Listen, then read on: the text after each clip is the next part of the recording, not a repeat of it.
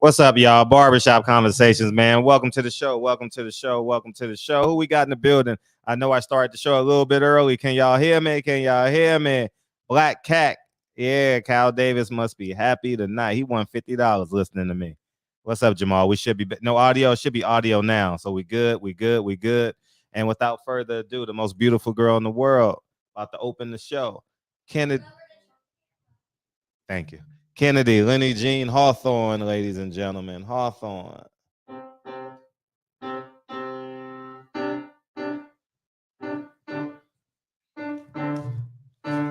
Oh, yeah.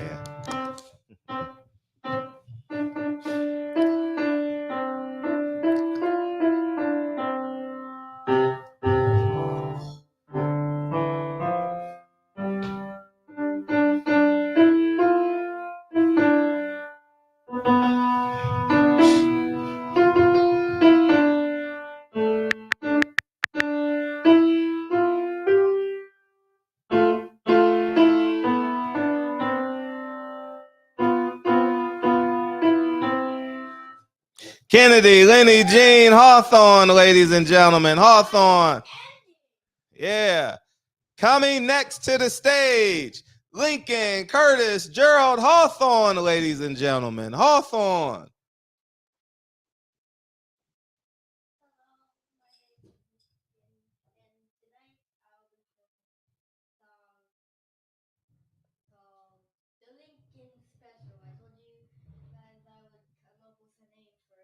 The Lincoln Special. Let's do it.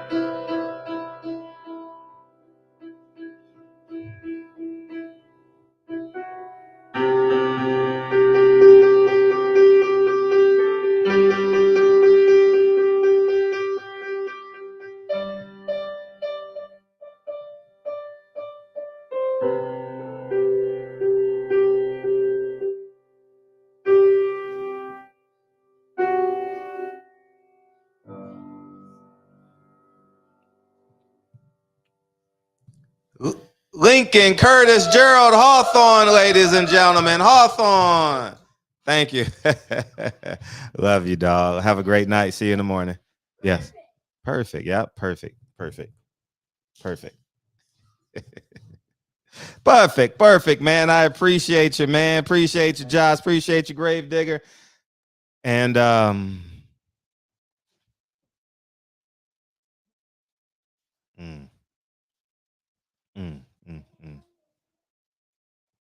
you can close the door. Love you, dude.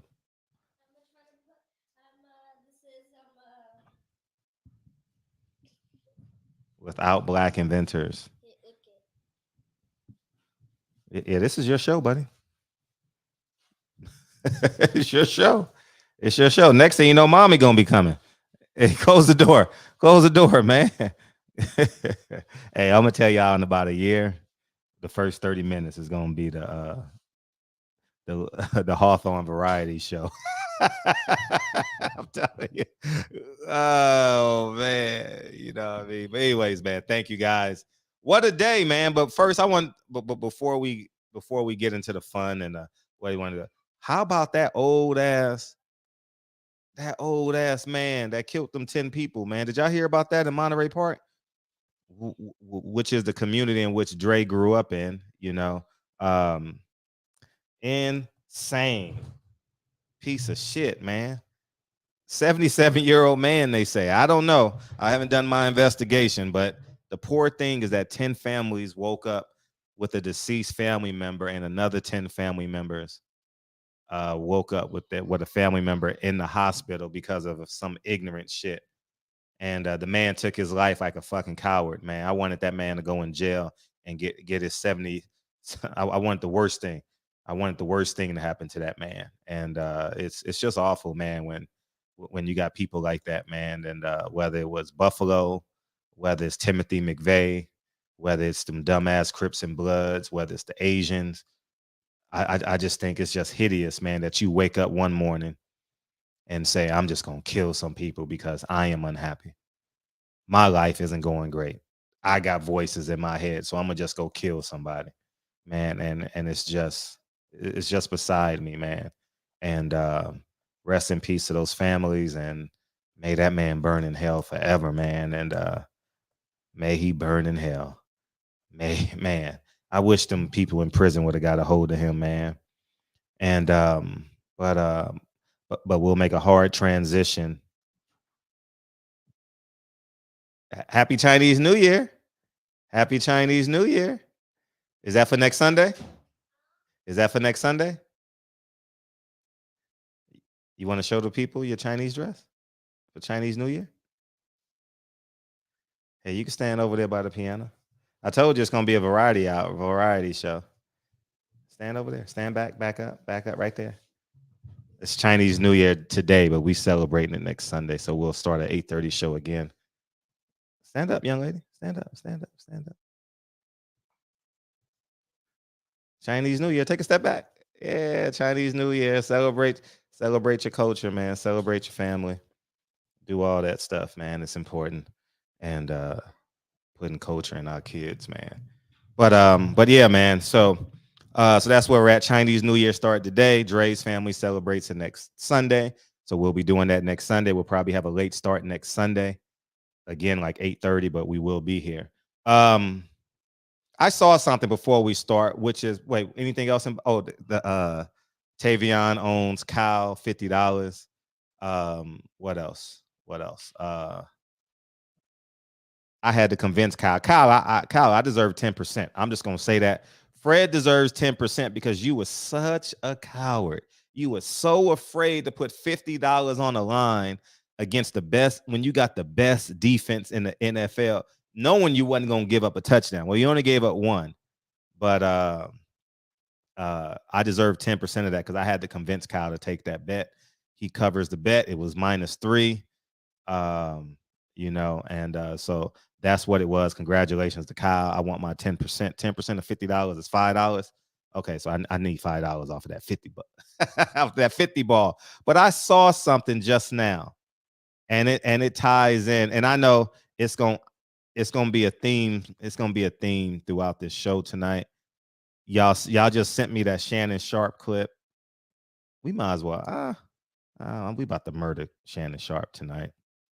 Stephen A. Smith and all these fucking baby daddies that came to be self-righteous black leaders but can't take care of their fucking families.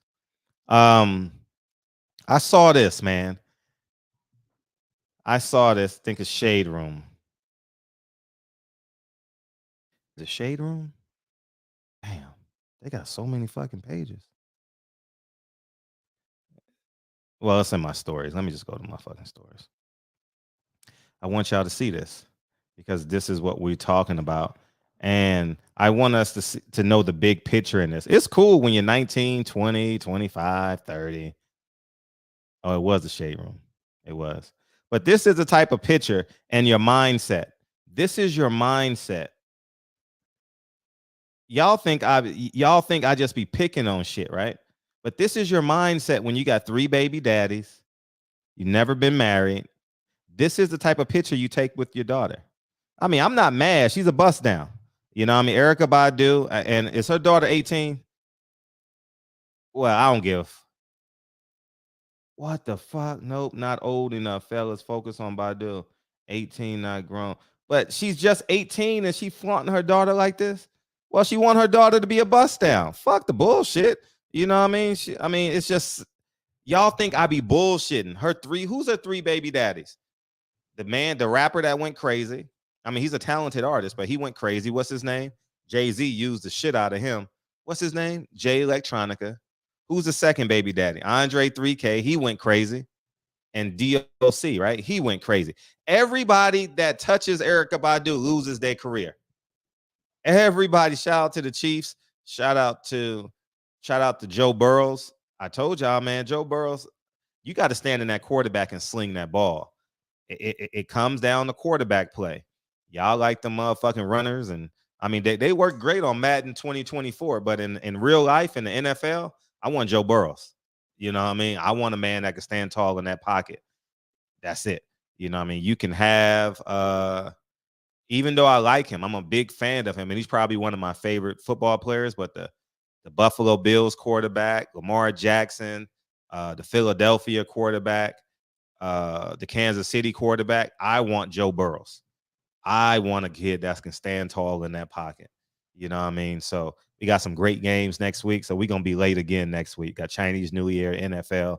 We'll be back here at 8:30 next Sunday. So thank you guys but this is, she got 3 baby daddies. And guess what? This is how you pour into your daughter. You know what you do, little daughter, little Badu? You get you a Tyrone and you let him use you for your body. Because you know what we going to sell? Sex. Now, I ain't mad. I'm just showing you the mindset when you got 3 baby daddies. This is the mindset. Bust her down. Erykah Badu is a bust down. Erykah Badu is a thought, a bust down. Her daughter is 18 years old, as they say in the comment section, right? 18 years old, and she says, baby, turn that thing around. Turn that thing around. But guess what? If a nigga, if a man objectifies her, she becomes feminine. If a man looks at her too long, oh, she this. But where's the daddy at? See, if you had a dad in your house, the daughter don't take the picture because the woman mindset is different. Completely different. She doesn't even think about taking a picture like this when there's a man in the house. But this is the problem when you don't have men in your house and you're raising these kids all alone and you're a celebrity and you think the celebrity is the success. But you know what Erykah Badu gonna say when she coming? Oh yeah, we gotta meditate 3 times a day and we gotta think with our third eye and the only way we heal is from within and we gotta say chai chi and hum de la la and she got 3 fucking baby daddies, man. The fuck we on? She 18. So you can look at her. You can do what you want. She wants you to look at her ass. She wants you to objectify her she's propositioning her daughter to the world. Sell that thing. Sell that thing. You know what I mean? Whoever has the most money deserves you, daughter. And I ain't mad at it. Listen, Fred ain't complaining. Fred is not complaining because treat Erykah Badu how she want to be treated. Treat Erykah Badu and her daughter how she want to be treated. She's 18. She's grown. You ain't going to jail in America. Do what you want to her. Fuck it. Do what you want to her. She married those rappers and that's why she got 3 rappers. She was fucking for clout. Oh, but she made great music. Yeah, so did Elvis. So did Marvin Gaye. Made great music. They still fuck little people. You get what I'm saying? Yeah, R. Kelly, great music. Probably the greatest of this era. Next to Marvin Gaye and Al Green, and then the list goes on. Teddy P. You know, her Teddy P was a little bit different too. I don't know. But at the end of the day, treat them how they want you to treat them, guys. Stop putting these celebrities and if Erykah Badu got a fat ass, objectify her. Don't respect her brain. Don't respect her mind. Her most prized possession, Martin Luther King, him too. You know, her most prized possession, she objectified her. You know, Martin Luther King's birth name is Michael, right? Fun fact of the day in the barbershop. But yeah, you objectify her. Stop treating these celebrities like the Braxton sisters. Man. Stop. Nah, don't because they songs play on the radio. Nah, man. Erykah Badu needs to be bowed down on your futon. She don't even deserve to lay in your bed. She don't even deserve to lay in the bed as your future wife. Bust her down like she deserved to be bust down. Erykah Badu deserved to be bust down. She teaching her daughter how to be a thought. And I'm not mad because these are the parents. I ain't mad. I played in them streets. I'm not mad. I'm not saying I'm a perfect person. But what I'm saying is, fellas, when you become the third baby daddy, this is the mindset you got to deal with. I don't care how much money she is, how much money she got, how famous she is, how fat her ass is. It don't change. The percentages are the percentages. Erykah Badu is a thought. She gonna train her daughter to be a thought. And guess what? Where's the dad? And the dad probably took the picture. Jay Electronica, crazy ass, probably took the picture. This motherfucker put a tattoo of Farrakhan on his face. He put a grown man on his face and he got a daughter. Get the flying fuck out of here, man. Man, listen, people are crazy these days, man. People are crazy these days. Motherfucker put pictures of their sports teams on. They got 14 kids and got the Lakers. Who else? What's the most? The Cowboys. They got pictures of all them motherfuckers on them, but they ain't got pictures of their kids, man. What type of shit is this? You know what I mean? That's the least you can do is get a tattoo. Yeah. Yeah. She need to be bust down. Her daughter is gonna be on the her daughter's gonna be on the celebrity stroll. Oh man, she about to get that Lori Harvey treatment. Oh, she about to. I don't know if she's pretty or not. I ain't looked at her face yet. I ain't looked at her face yet, man. You know what I mean? I assume she was 22, 23 years old. I swear to God. And I just saw that comment right there. Not old enough yet, fellas. Fellas, focus on Badu. 18 is not grown. Nah, she 18. She old enough to vote. She old enough to post. Treat her like she want to be treated. Nah, don't play them games. We ain't playing them games, y'all. She's a bust down like her mama. And does her mama got a tattoo on her back? Let's see. Let's see if her mama got it. No, she ain't got. Oh, she got those spiritual waist beads. Nah. Treat them like they deserve to be treated, man. They bust downs. Bust downs. They bust downs. You know what I mean? Bust downs. They bust downs, y'all. Yeah, we're gonna have some fun tonight, man. So, what else? Ed Reed got fired on a job he never formally took, but he got fired from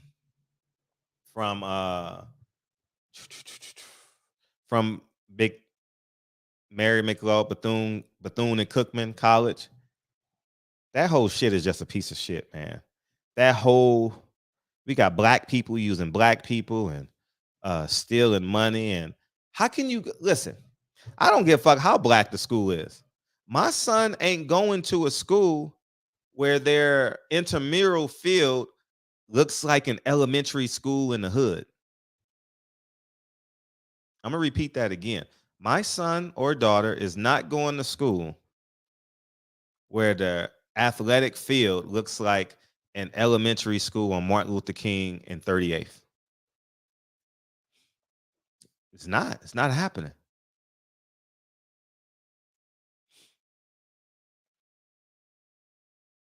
It's not happening, y'all. And y'all say Deion Sanders should have stayed. No, Deion said what he said he was going to do. I need some water, y'all. Oh, man. He said what he said he was going to do. You know what I mean?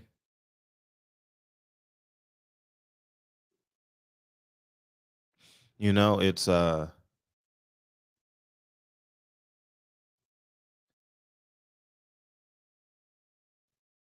oh shit, really? Reggie Theus was my neighbor. Reggie Theus was. Oh man, I got to read it. When someone beam in, I'll read it. He ain't going. And I'm gonna tell you guys, don't send your child there. Listen, hear me out. If you done bust your ass for 18 years or 19 years when your child go to college, and you done provided a home, clean backyard. You done bought them their Honda Accord so they can drive to and from school and pick their little brother up. You done gave them their stipend. You done made sure that the home is safe. Mom did her job. Dad did his job. Why would you send them to a school that is beneath your living expectations? Fuck that, man. Nah. Go to the best school. Cause at this point, yeah, that mass shooting is sick, man. It's fucking sick, man. I wish he wouldn't have killed himself. But this is what we're dealing with. And you know what people gonna say? Oh, but we got to stand there and make change. You can't make change. Listen to me. You cannot make change from your seat as a head coach. You don't get the budget. You don't vote on the budget. All you can do is expose. They kick you out. You go away, and it's politics as usual.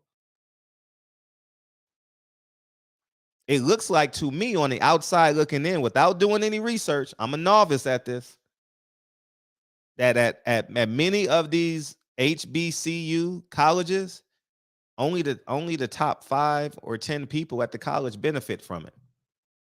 The professors are underpaid, the students are underserved, while the professors make $500,000 a year and got a credit card and a car. Insane, right? Insane. And fucking sane. It's just it.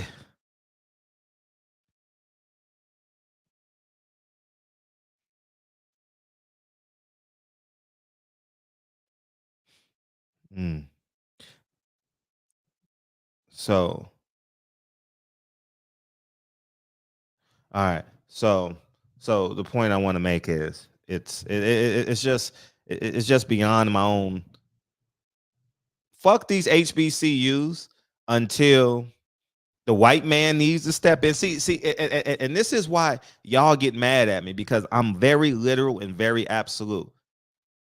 These HBCUs, and I'm only going to speak of 2 because I can't speak for the ones I don't know of. If you have expertise and you want to beam in, you're more than welcome to beam in. But from what I know, Bethune-Cookman, from what I heard, excuse me, and Deion Sanders, Jackson State and Bethune-Cookman are robbing people, literally robbing people, not paying the people, intentionally underserving the students. And what's going to happen is the government's going to step in, just like they do in the hood. White people got to come and save black people. They got to intervene. They got to expose. We tried it with the Nation of Islam. It didn't work. Elijah Muhammad he kicking the babies out of he kicking the women out of the Nation of Islam that he having babies with. man, you can't make this shit up, man. You go to these HBCUs and the alumni don't donate. The alumni don't donate, dog. They don't donate.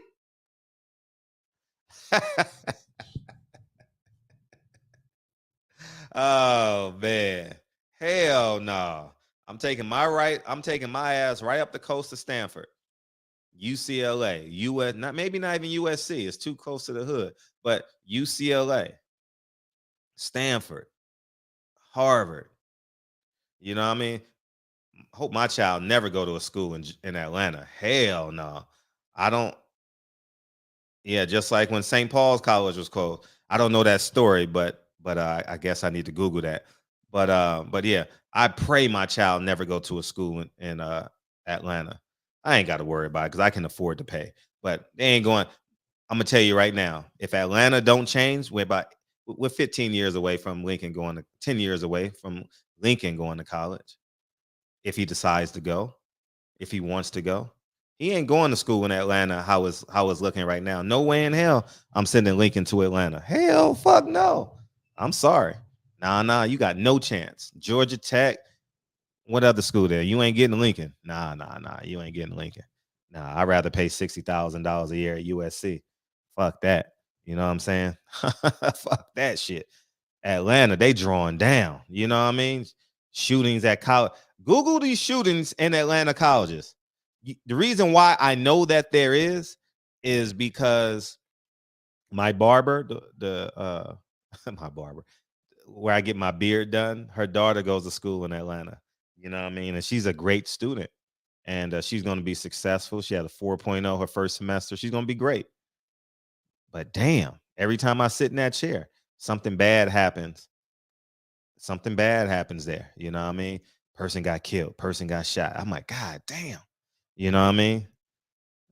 Well, if they getting a full ride there, they can get a full ride somewhere else. You know what I mean? Right? I don't need them. Listen, I didn't turn down millions. Why the fuck would I turn down 60,000? I'm just keeping it a buck. You know what I mean? Shit. I don't give a flying fuck about that.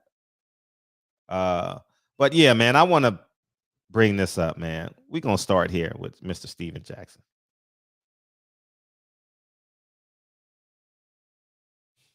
Look at this shit, man. I saw this shit. Hmm.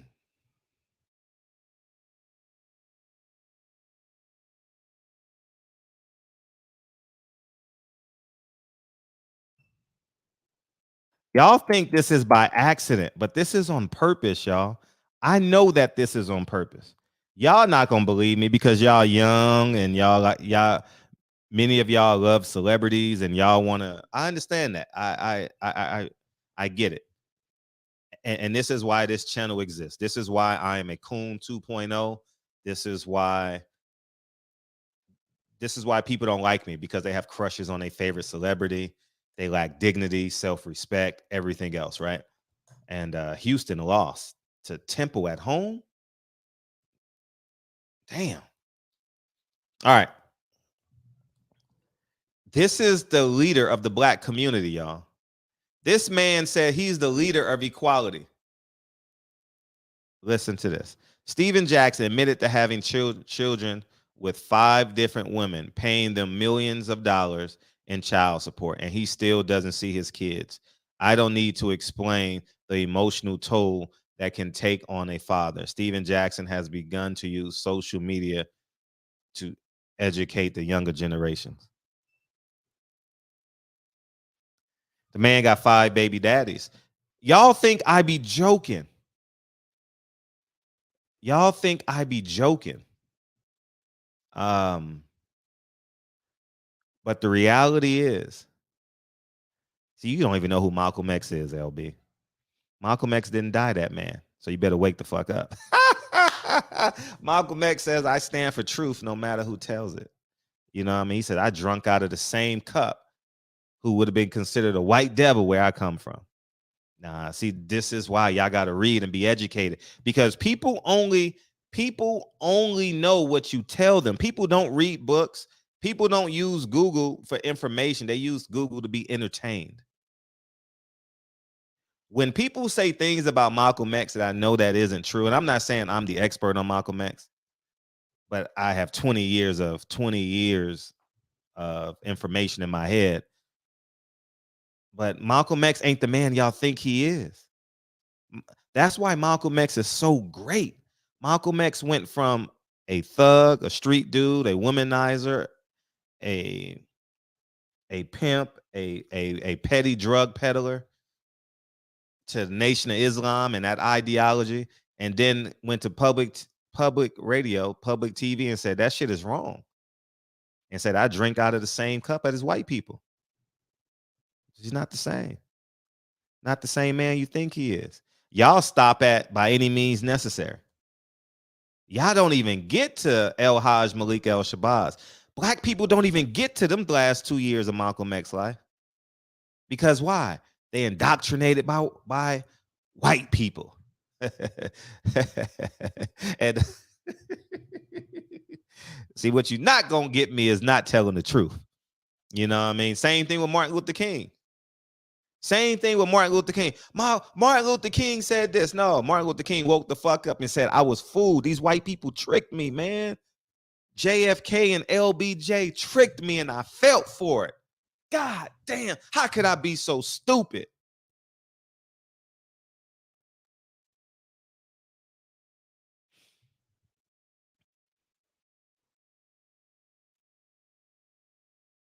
How can I be so stupid?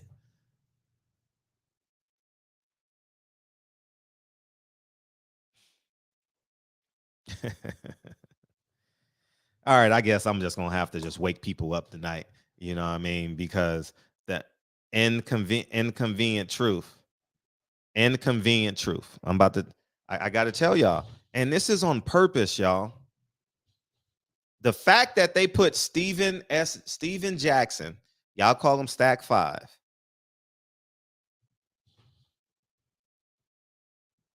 They thrusted him to the front because of who he is. They know he can be manipulated. Steven Jackson works for Showtime. But more importantly, Steven Jackson has 5 baby mamas. How the fuck can he lead us and he got 5 baby mamas? You know the type of man you got to be to have 5 baby mamas. You know the type of man you got to be to follow a man that has 5 baby mamas. You know the type of man you got to be to have 5 baby mamas, and the type of idiot man you got to be to put a man like this on a pedestal that has 5 baby mamas.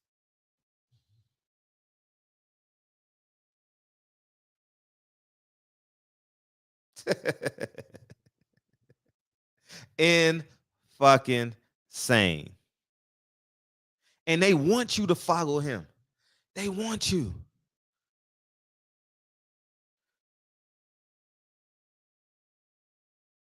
Denzel Washington been married to the same woman. You never see him advertising. You never see him advertising his wife with her ass backwards.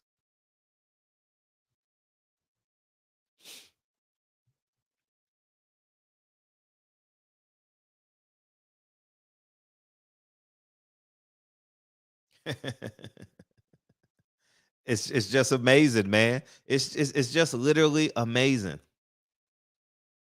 that we sit here and we allow this to happen, to permeate through our through our through our minds, and call it the culture. Oh, this is the culture. This is what we're supposed to do. And now he gets credit for telling you not to do what he did. I told you guys, they have the high school dropouts and the former gang members and the guys that stand and sit in front of the what you call it, the liquor store, telling our kids that they can be anything. No. What we need to have is these black doctors, black lawyers, black electricians, or whoever else. Who gives a fuck what color they are? We need to have these successful men and women come to our schools and churches and inspire and encourage these young men and women. But instead, we value the drug dealers, the former pimps, the this, the that, everything else. And I don't know the timeline that needs to be had that causes that separation. But at the end of the day,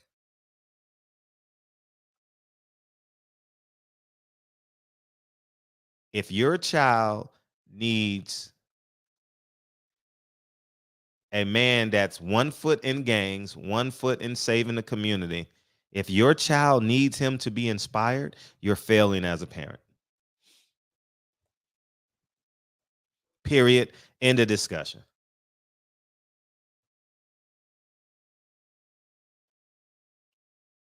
You're failing. If you're taking a picture, if your baby mom is taking a picture with your daughter with they ass hanging out for all the world to see, you failed as a father. But this is why you got to live in the house. Even if you're not that man that you're yet, you're going to grow into it because you have to protect people. So as you grow, you're going to become a greater protector. Trust me on that. You're going to become a greater man.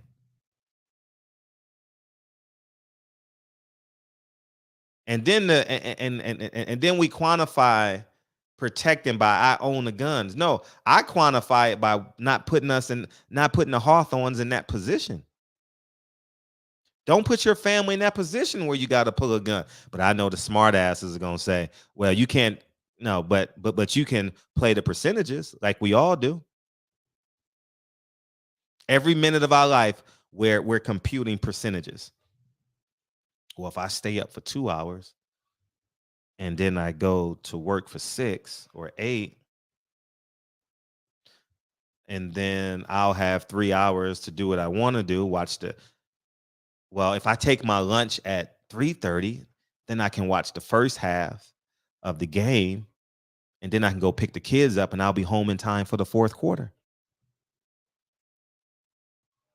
No, no, no. The most unprotected woman is not the black man. That's an insult to black men. That's an insult to the man protecting them. You're so fucking stupid. The most unprotected person in the world is the person that doesn't have a husband. That's the most unprotected person in the world. That's a lie. Because that's a lie. I'm not gonna. I'm gonna have you beam in so people can see you. I'm not gonna respond to you again because um because I would love to see you foolishly shrink on this on my screen. No, that's a fraud. The most unprotected people are these bad bitches. These are the most unprotected people. The women that show their ass, the women that claim they independent. It's no longer color lines. It is a culture now. It is a culture of women that go and get these breast augmentations, that go and get their ass shot up. They get lip fillers. They get big eyelashes. They get hair transplants. They get colors. They get this. They can't wake up without a full face of makeup. They can't. So at the end of the day,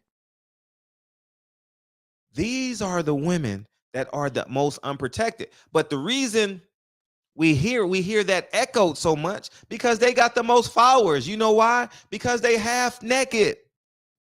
They half naked. And guess who they had a baby by? Steven Jackson. 5 baby mamas. Man, get the flying fuck out of here. 5 baby mamas. Man, that shit is insane. And let's think about this for a second.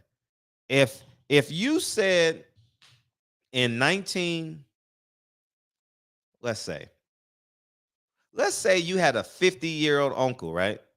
Who's never been married,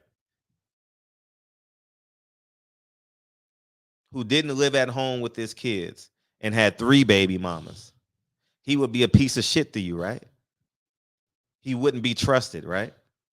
He has minimum integrity, right? That's the same way you should feel about Shannon Sharp. He never lived in the house with his kids. Never lived in the house with his kids, man.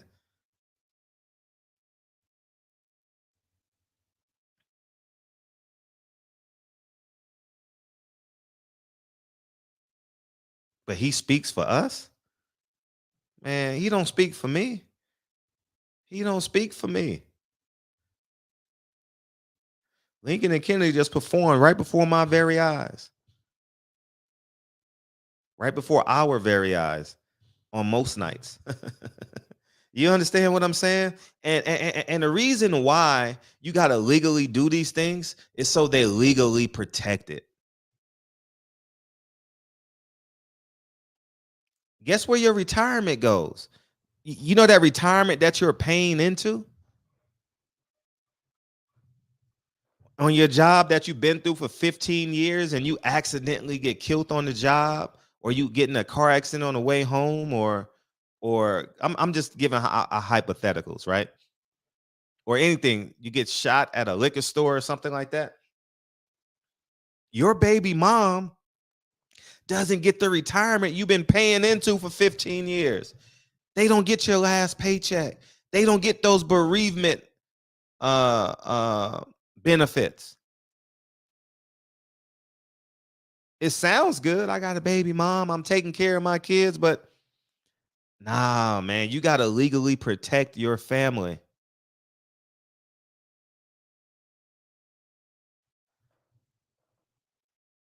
I'm gonna invite y'all in and we can have this conversation so y'all can come in and we can powwow. But at the end of the day, if you break up with anybody, you made a poor decision. You chose the wrong person. It's simple. It's simple. You know what I mean? I got 23 years of intel. The relationship has to evolve. You're not the same person at 20, 25, 30, 35, 40. You guys are too afraid to have conversations. Stay together for the sake of the kids. No. You evolve. You're afraid to evolve. You're hiding lies. You're not telling the truth. You're whatever the case may be. You understand what I'm saying? So I stand on that. You know what I mean? You made the wrong decisions and you got to own them. And oh, we got Dion coming in. Go ahead, Dion. What's going on? What's going on? What's up? Nothing, man. Just coming from Cleveland. It's bad. It's real bad. What Real. happened? Oh man, it started snowing real Oh, bad. snowing. Oh, I'm thinking crime or some shit. No, it started snowing real bad. People didn't know how to drive in the snow, and people trying to go around people end up in the ditch. Damn. I'm talking about it was snow like the Buffalo game. Snow. No, I just told them drives like 25, 20. We'll make it. It's gonna be longer. Mm-hmm. As long as we get home safe. And you know, I was so mad, man, off of that game, uh, the Warriors game. Man, they was all sitting right there, bro, in the bench looking at me, bro. Warriors game. Oh, you went to the. Oh, you went to the The basketball Cavs, game. yeah, Oh, okay. the Now I. Cavs Warriors, and they the whole starting lineup on the bench, bro. Uh-huh. You had a good time. Bro, You took your kids? huh? Nah, my kids was with their mom. Oh, okay. Okay. Oh, So you went. man, went with the fellas. It was just sad. Just wasted that money for them seats, and the whole starting lineup is on the bench, Or at and least. then we still lost to the third stringers. I was so mad, bro. Like y'all played down to y'all competition, and they out hustled you, and they won the game. Mm-hmm. Luckily, we won yet the next game, and Giannis he sat out that one. Mm. You know what I'm saying? I'm like, wow, crazy, man. But what you in here talking about tonight, Freddie, though? Everything. Everything. I'm holding men accountable for their decisions. Um, we got Steven Jackson with 5 baby mamas, and he's the leader of the black community. Steven Jackson got 5. Oh man, who's the other guy? Shannon Sharp. You know, what I mean, I just think what he did was deplorable. You know, what I mean, Friday night. You know, what I mean, being a professional athlete, understanding he's called the mouth of the South, and he's challenging people to a fight. he's I think it's foolish, man. And he's supposed to be a leader, but he's never led a household. He's never been married. He's never led a household. You know what I mean? And these are the people that they thrust in front of us. You know what I mean? And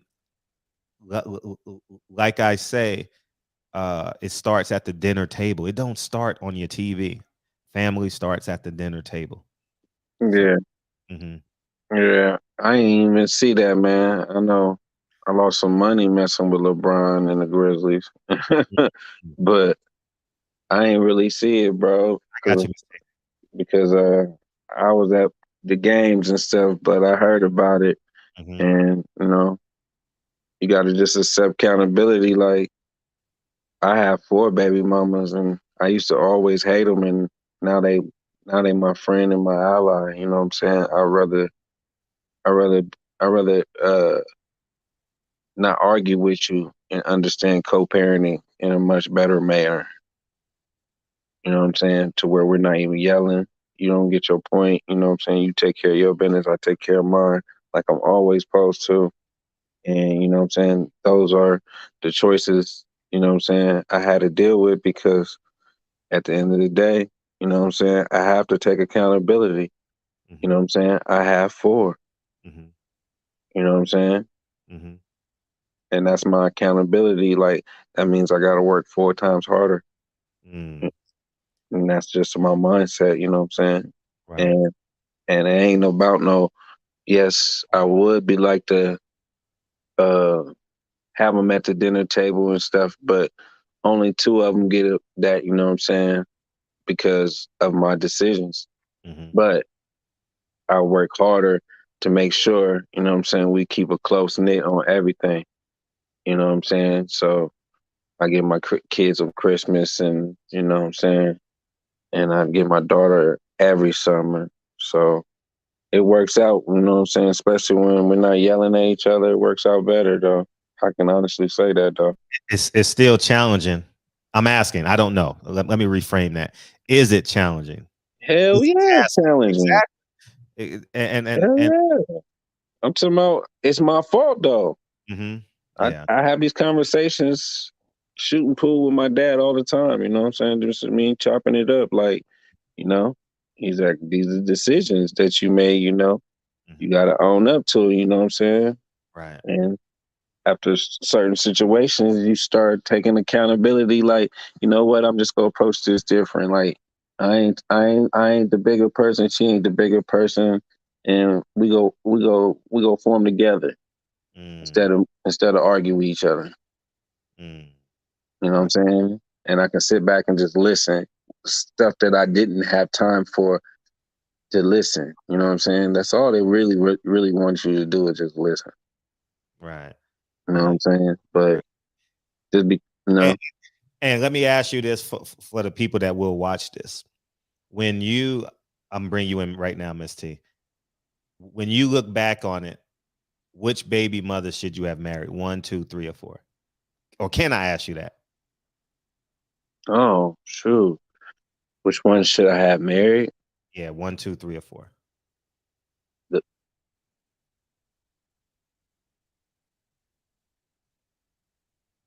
shoot, I'll probably say the one that didn't, the one that died. What number is that? That would be number 2. Number two. Yeah. So you met your wife, number two, right? Yeah. And that goes to our maturity. I don't know. I'm asking you what I'm speaking as if I'm on the panel by myself. I apologize. You are. What what was what significant two or three changes you think you should have made, knowing that looking back at it, hindsight's 20, but you're speaking to these young men, but knowing that you should have made the change. Oh, at that age, at that age, you know what I'm saying. I realized that you can't do both. You can't be in the street and then try to Mm, be at the crib. You know what I'm saying. You can't do both. powerful. You know what I'm saying because you by you being by you being in the street, you making your girl mad. She Mm, thinking that you cheating and shit when you just taking care of shit. Keep her fly, you fly. You know what I'm saying. Keep your name up. You know what I'm saying. And then you still going to work, and mm, these people giving you opportunity, and you just you just couldn't get out the street. You know what I'm saying? Because you try to think that you can do both, and you really couldn't. mm, You know what I'm saying? But that's what I would say. My mistake is I thought I could do both when I really didn't have to do nothing. mm, You know what I'm saying? Because she was always solid. You know what I'm saying? You know, it's unfortunate. You know what I'm saying? Everything that you know what I'm saying that happened. You know, with my son and stuff. But that's why God built me different. He wanted me to go through everything that I wanted, everything that I was supposed to build me up to this level.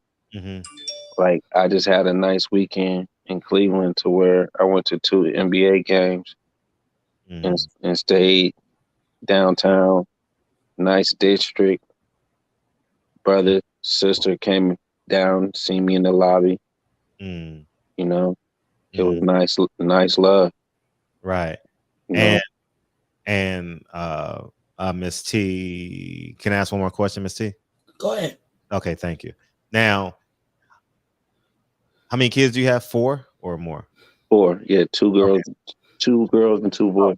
okay. Oh, God, like you. What at that family meeting, y'all five at the dinner table, how do you converse your story into into wanting your kids to involve and get married? Do you tell them to, do you give different set of rules for your boys and your girls, or is it the same, or do you tell them No, to get married? I'm talking about it's just like this. Mm-hmm, I keep it 100 with my kids. You know what I'm saying? Y'all already know how them 15-minute phone calls was. mm-hmm, You know what I'm saying? How impactful it was to both of us. You know what I'm saying? As long as I accept that and I tell you that I'm sorry for that, you know what I'm saying? But there's other ways that I was always taking care of you. You as a kid, you just was blinded to that. You know what I'm saying? And as my baby mothers, you know what I'm saying, understand stuff now, you know what I'm saying? They give me all due respect now because at the end of the day, I always looked out. No matter what we arguing about, I always looked out. So my kids is always tight knit, and I always told my girls, you go take care of your business. You ain't gonna need no man unless you go marry that man. My oldest daughter already married, graduated from college and everything. So, my other daughter, she just turned 14. She mm-hmm, already know what it is. You know what I'm saying? Your older sister already set the standard of what you supposed to do. Don't go out here believing anybody, because like I told you, you ain't got to never lie to me, and we can have these conversations. Once that golden ticket is given, you got to understand that you just gave somebody something. It's a golden ticket. You only get one time. mm-hmm, And if you need any questions, ask your sister. She got through it. I mm-hmm, ain't, and it was very hard on my mind thinking about my daughter being in college and thinking that, what I'm saying, like she might have distractions and stuff. No, but no, she was for tough and she took care of business, and like I said, she's married, bro, just chilling and living life now. mm. And Married, and huh? she's the oldest. Wow, So dog. Yes, so she set the tone.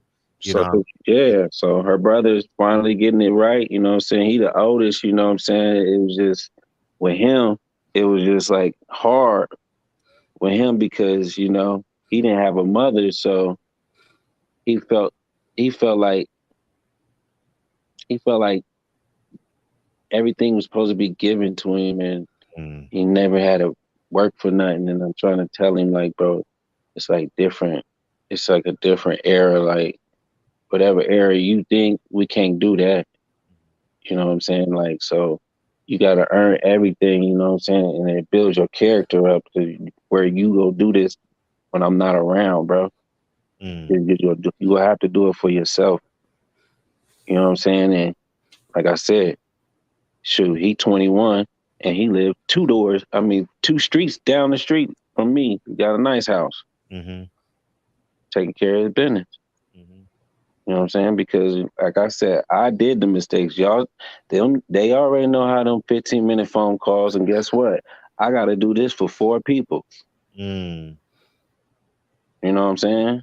mm-hmm, Four individuals that I impacted tremendously. mm-hmm. You know what I'm saying? You don't get that back. But when you get out, you gotta just take your time and just work harder. Like I tell people, just if you got 4, you gotta work 4 times harder. If you got 2, you got 2 times harder. Shoot, I would like to just work 2 times harder, but I gotta work 4 times harder, Right, right, and I right. ain't blaming nobody else. Miss T. Hey, good evening, you guys. Good Good evening. evening, Dion. Good evening. Um, well, Fred, in America, we got this social experiment still going on. I know today they don't emphasize it like they did when I was young. This melting pot idea. Mm-hmm, So you got a diverse group of people.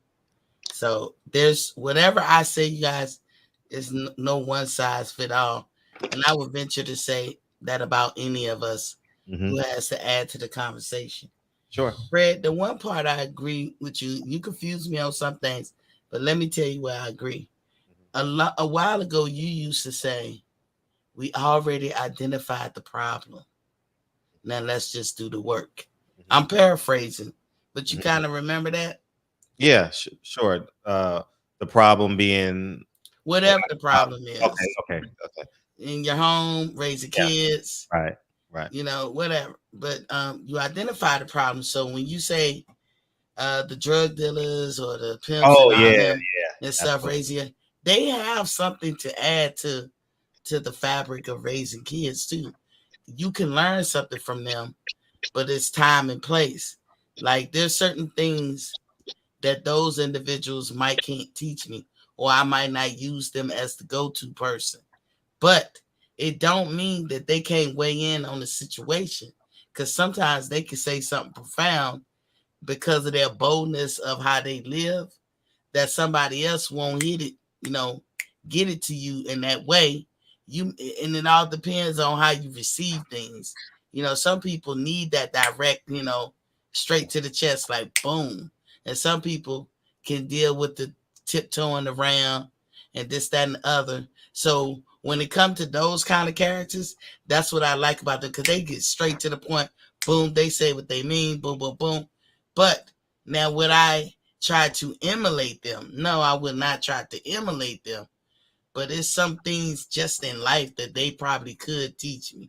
And I'll leave it right there, so we can learn something from everybody, all walks of life. It's called unwritten rules. Yeah. So, but the only part that you confuse me a lot with, Fred, is when you talk about the conclusion of how kids will turn out. And I understand from your perspective and from your lens how you see it that way. I was a teacher for 7 years. That's my dad. Right. But raising kids, my mom used to say, like when my older sister had her kid, and I logged in so much hours with him, you would think I thought that was my kid. And I used to be like, but I'm here all the time. And I have a little sister that was young when I was coming into adulthood. She was like a baby too. And I was like, spending all this time. So in my head, I had experience with raising kids. And then my mom would tell me, she said, it's one thing to keep kids and be in their life every day. I don't care how much time you log in. It's another thing to be a parent. And until I became a parent, I didn't get it, because I was like, I'm spending so much time. I'm doing everything a parent would do. I'm spending time, money, effort. I'm raising, I'm teaching, but it was a difference when I had to be the mom. And what I would say to anybody who's still raising kids, there you be scratching the surface. Like in your case, Fred, your kid's young enough where I would say you're not scratching the surface, like starting out, but you a little bit beyond starting out. But I'm telling you, how these kids turn out, you'll be surprised. And it's not to say that they're gonna turn out bad or good. I think no parent can predict, no matter what you put in your kid, how they gonna turn out. You just can hope, and it don't matter that the father is there. It is ideal. Don't get me wrong.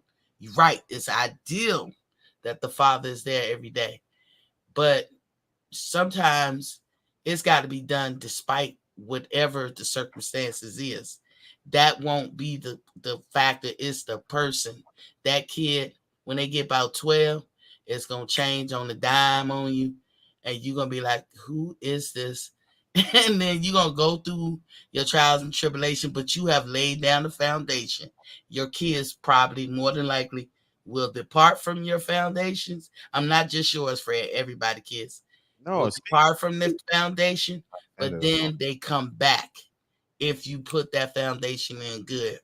So that's the only thing that confused me when we talk about the conclusion of kids based on the environment that they get to have and all this stuff, because that thing is hit or miss. I don't think nobody could put their thumb on it. So that's what I was saying.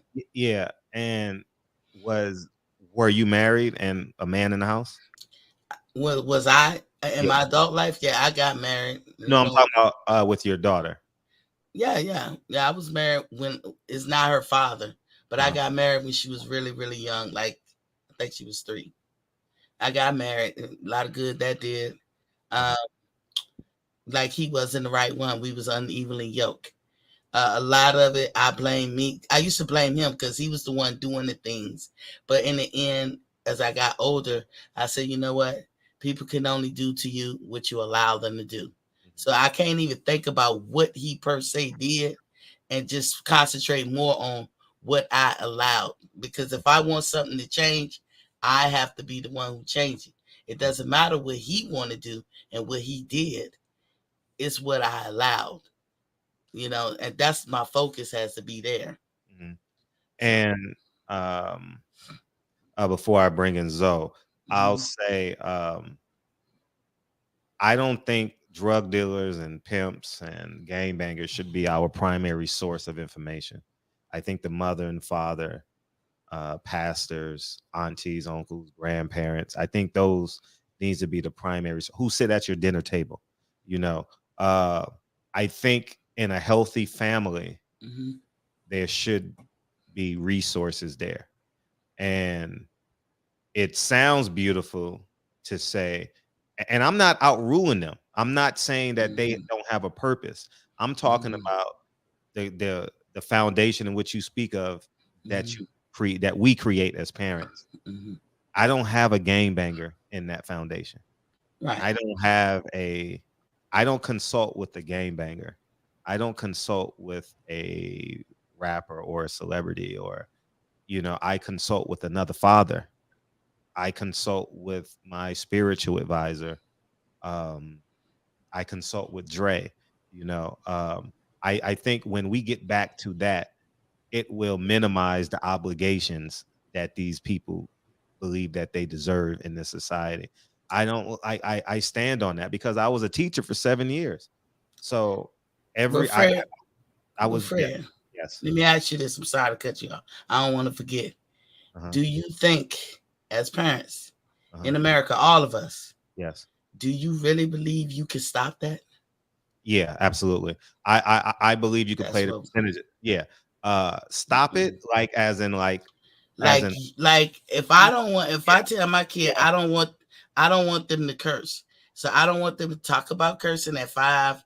I don't want them to talk about anything sexual, even if it's PG. But guess what?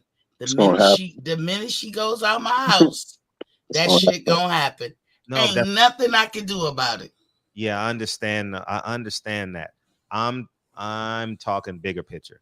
I'm talking about they don't grow up to be Jezebel. They don't grow up to be that gangbanger. They don't grow up to be that drug dealer. They don't grow up and go to jail. I'm talking big picture.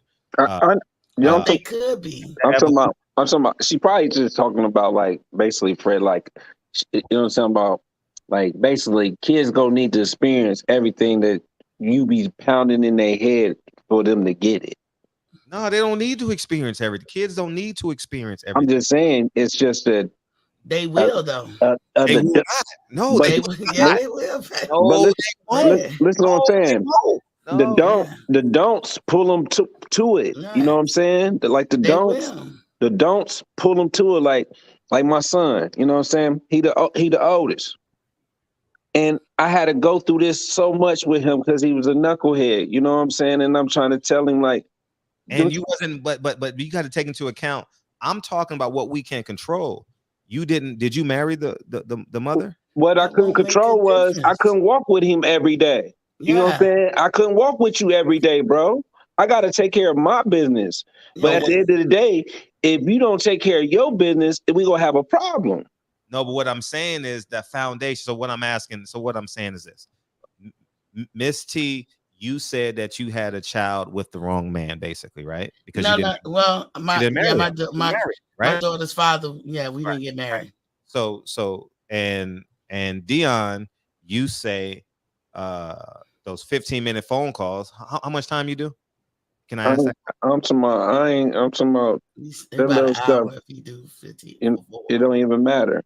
Okay, but that's the point I'm making. See, we gotta control what we can control. And if y'all both right again. Yes. So what I'm saying is, if Miss T didn't get a ring before she gave up her womb, do you understand what I'm saying? But that wouldn't have mattered. That wouldn't have mattered. It does Fred. matter. It doesn't matter. Because it does matter. Because if you would have gotten married, Then listen, if you would have gotten married or not gotten married, then you would have learned the man. Then you would have understood or overstood. Man, Rashad's been waiting along. I'm gonna add him to the conversation. I'm gonna just say, Fred, what we saying is, the minute they leave your eyesight, like when I had to have the sex talk with my children, it wasn't when I ideally planned to have it when they was, in middle school. It was because I better beat these little kids that's telling them bullshit, and I'd rather be the one to tell them. I had to be preemptive a lot of times, because when they come out of your eyesight, Fred, it ain't nothing you can do. You just hope that what you put in them sustain, and that don't all. And just because they dabble here and dabble there, that don't mean that they depart from what you put in them. Right. It's just people are people. We all try. You think of yourself. We all try this and that, and then we land where we're most comfortable.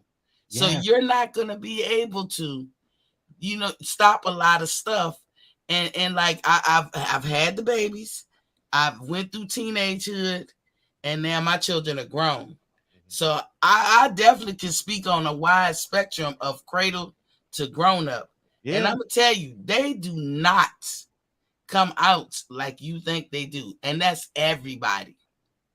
But it does not to say that don't mean that they come out bad. No, because my kids are great, but they ain't nothing like everything that I was trying to push and trying to implement. It's just unhidden rules, and then at the end of the day, it's just like she said, and it goes back to what, like I said, y'all both right, but at the end of the day, stuff gonna happen. Yeah, stuff's gonna happen, and we're gonna bring in Rashad. They've been waiting. Zoe, you next. Hang in there, bro. I know you've been going out. Go ahead, Rashid. Sorry about that. Hey, y'all. How y'all doing? I mean, I got two baby mothers. I was married to the first one. We had 5 kids. It didn't work out. I made mistakes. She made mistakes. But I think in today's time, people go about having children is a very casual thing, but it's really a powerful thing. And it's just like people just bat an eye at it. And when you bring a child into the world, you all that child has. And I'm gonna piggyback on what Fred said.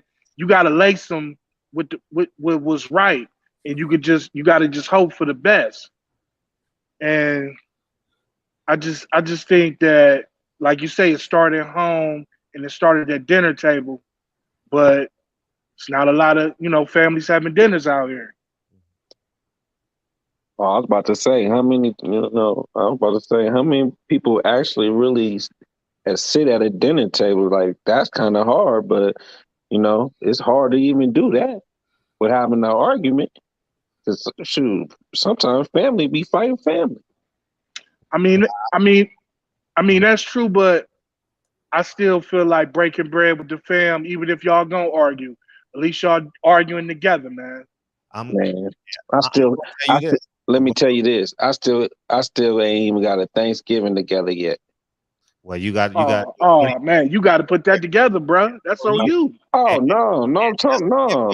And just because I already know what my grandma put in me, but at the end of the day, I only can extend my hand to the other sections of the family. Y'all choose to come, yay or nay. But I know this. I know what section's gonna be there. Like my brother, my dad, sister's gonna be there. Their family gonna be there all the time. So, but the door is always open. It just don't never walk through. Right.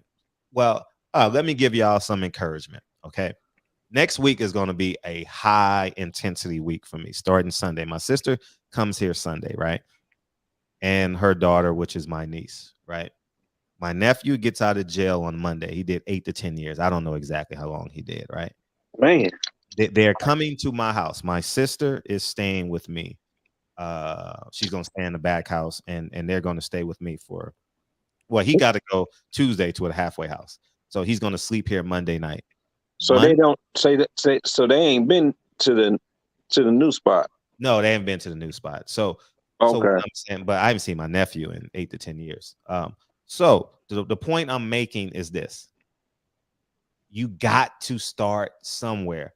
That conversation that I said about this conversation times 1,000 will be because I lived it. So I'm going to have this conversation with my sister about these fucking traumas and how we're passing this shit on to my mom, and how we're passing this on to generation, and it's not cool. My niece needs to get married. And we got to hold ourselves accountable as the parents and the aunties and uncles and the grandparents, and our lives as best we can needs to I wish I could record the conversation, but it's too personal to record. Okay. No, let me ask you this though. Yes, please. What if you have these conversations and then they doing stuff behind your back where they say they ain't gonna do? Live like that. I don't care about that.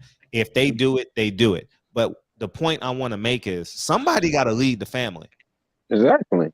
Somebody got to lead the family. My grandfather led the family, regardless of how his kids acted.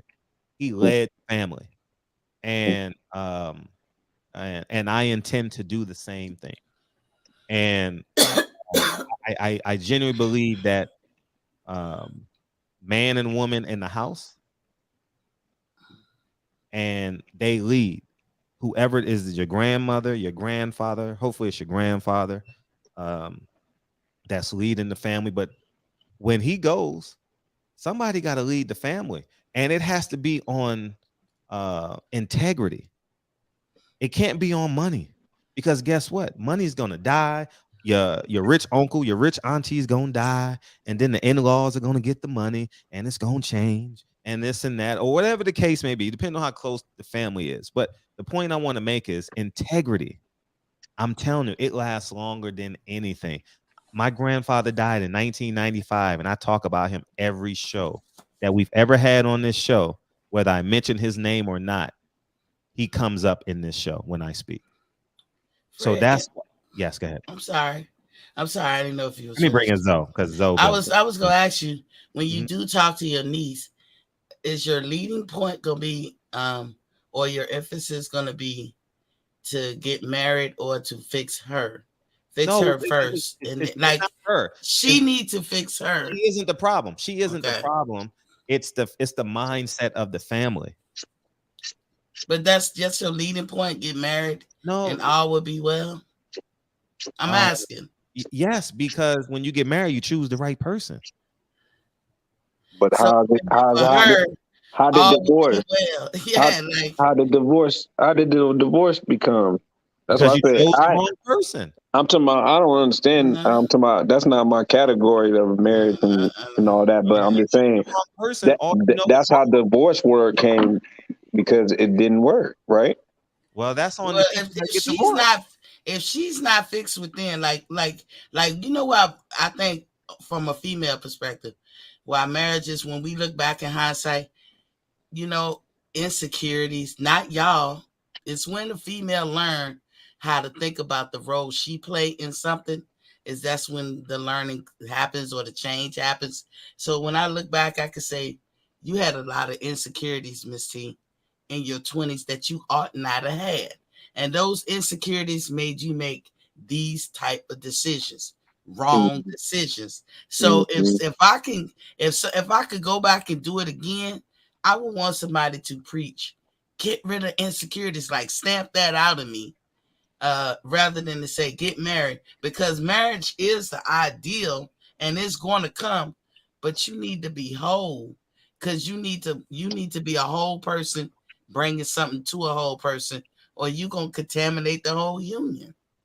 That's right, let me bring Zoe in. Let me bring Zoe in. Zoe been waiting. Thank you for waiting, Zoe. Thank you for coming back too. Go ahead, bro.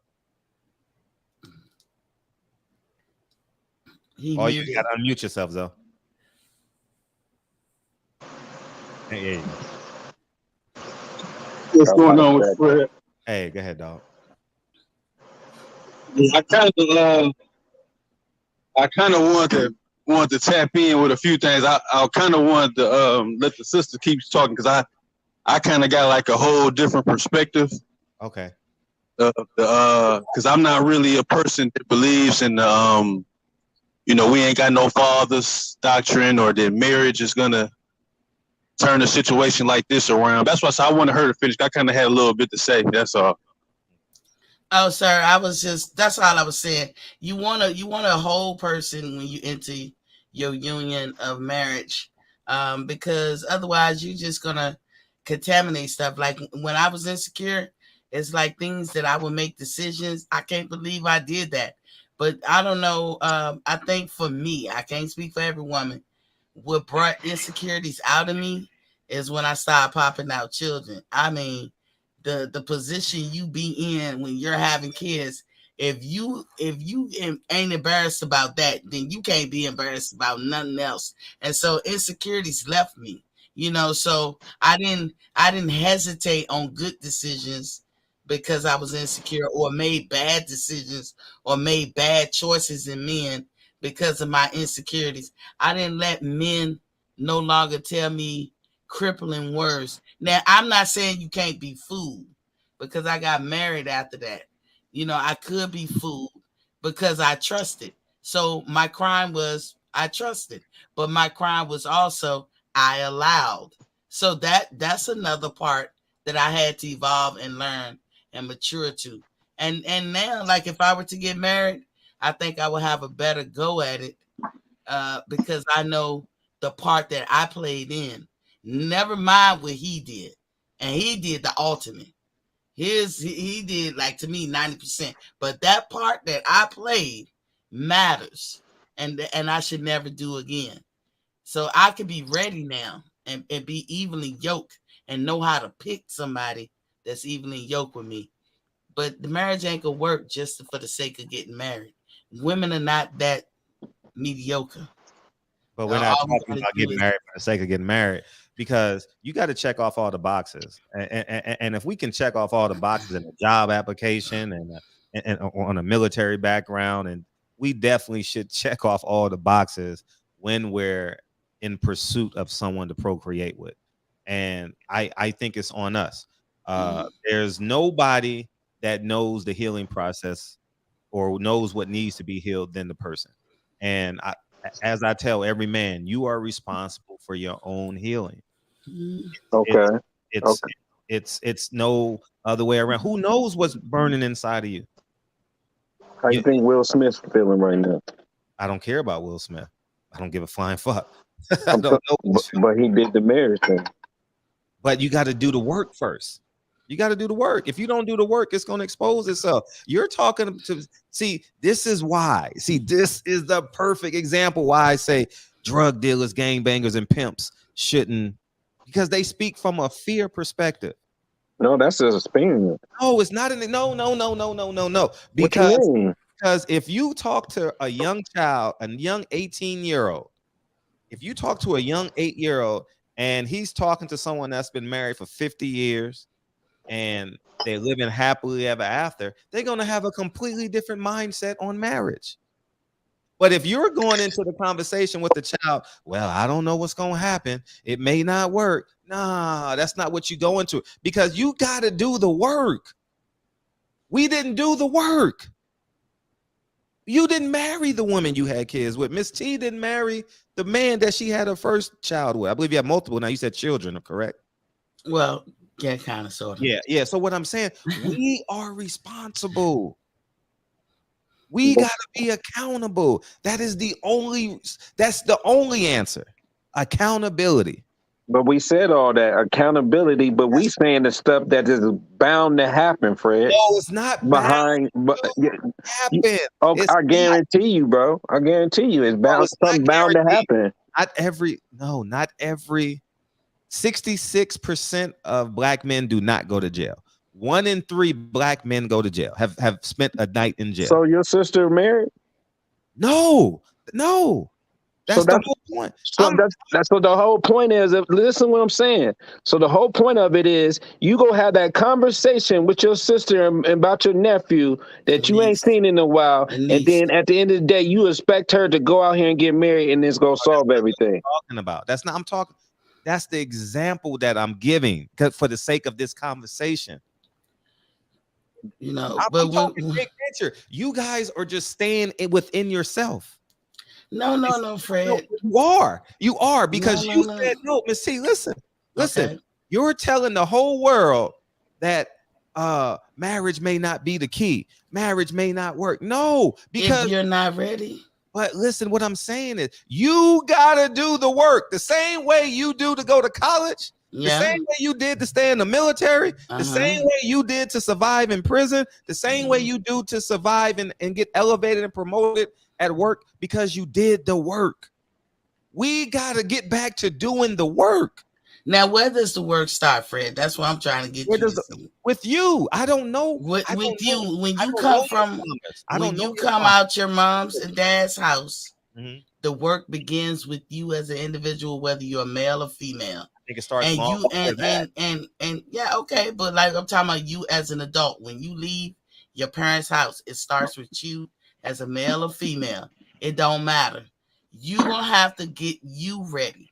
Sometimes you may want a husband, but you ain't wifey material, or you might want a wife, but you not husband material. So that means you got to do the work. It is ideal. I'm with you on that. And once you do get married, you have to do the work, and it starts with respect. If you don't respect your spouse, I'm sorry, Zoe. I'll yield to you, Zoe. Go ahead. We waiting on you. Go ahead, Zoe. Well, not to cut her off. I want to add, and this is my thing about the marriage and the fathers and all that type of stuff. Because Fred, you had dropped a little diss at my boy Elijah Muhammad and stuff like that. But I feel like this: at the end of the day, a lot of us, it's a good percentage of us that's all we really gonna get is baby mamas and baby daddies. I look at it like, if I look at my situation, or I look at my generation as a whole, it was when you don't have a set culture, like a lot of us was sent out in relationships where we had to just figure it out. Okay, you got grown, and you don't have a set boundary, culture, norm. We don't have it as a people when it comes to our knowledge of procreation and domestic relationships, right? So you have to go out now and figure it out. And at 36 years old, I had met a woman I had been dealing with for a long time, 14, 15 years. And she told me one thing that I didn't even know. And I learned at 37 that at the end of the day, you have to be vulnerable with a person. How do you expect a relationship to work when you don't want to be vulnerable with them? And I'm like, dang, I done went through my whole life, don't want to be vulnerable with a person. So it's like at the end of the day, if you haven't been taught something, and if you don't have a set standard, a set foundation, cultural, moral, a certain thing where you've been passed down a culture that works when it comes to our domestic relationships, it's this confusion because everybody's trying to figure it out on the job. Everybody's trying to figure it out, and it might take you years to figure out certain stuff where you done been through this woman with a baby in a relationship. And I look at it like, at the end of the day, the woman that was in my life, to a certain degree wasn't marriage material, and to a certain degree they weren't marriage material. And I can't say I would still be with these people because we were trying to figure it out as we went along.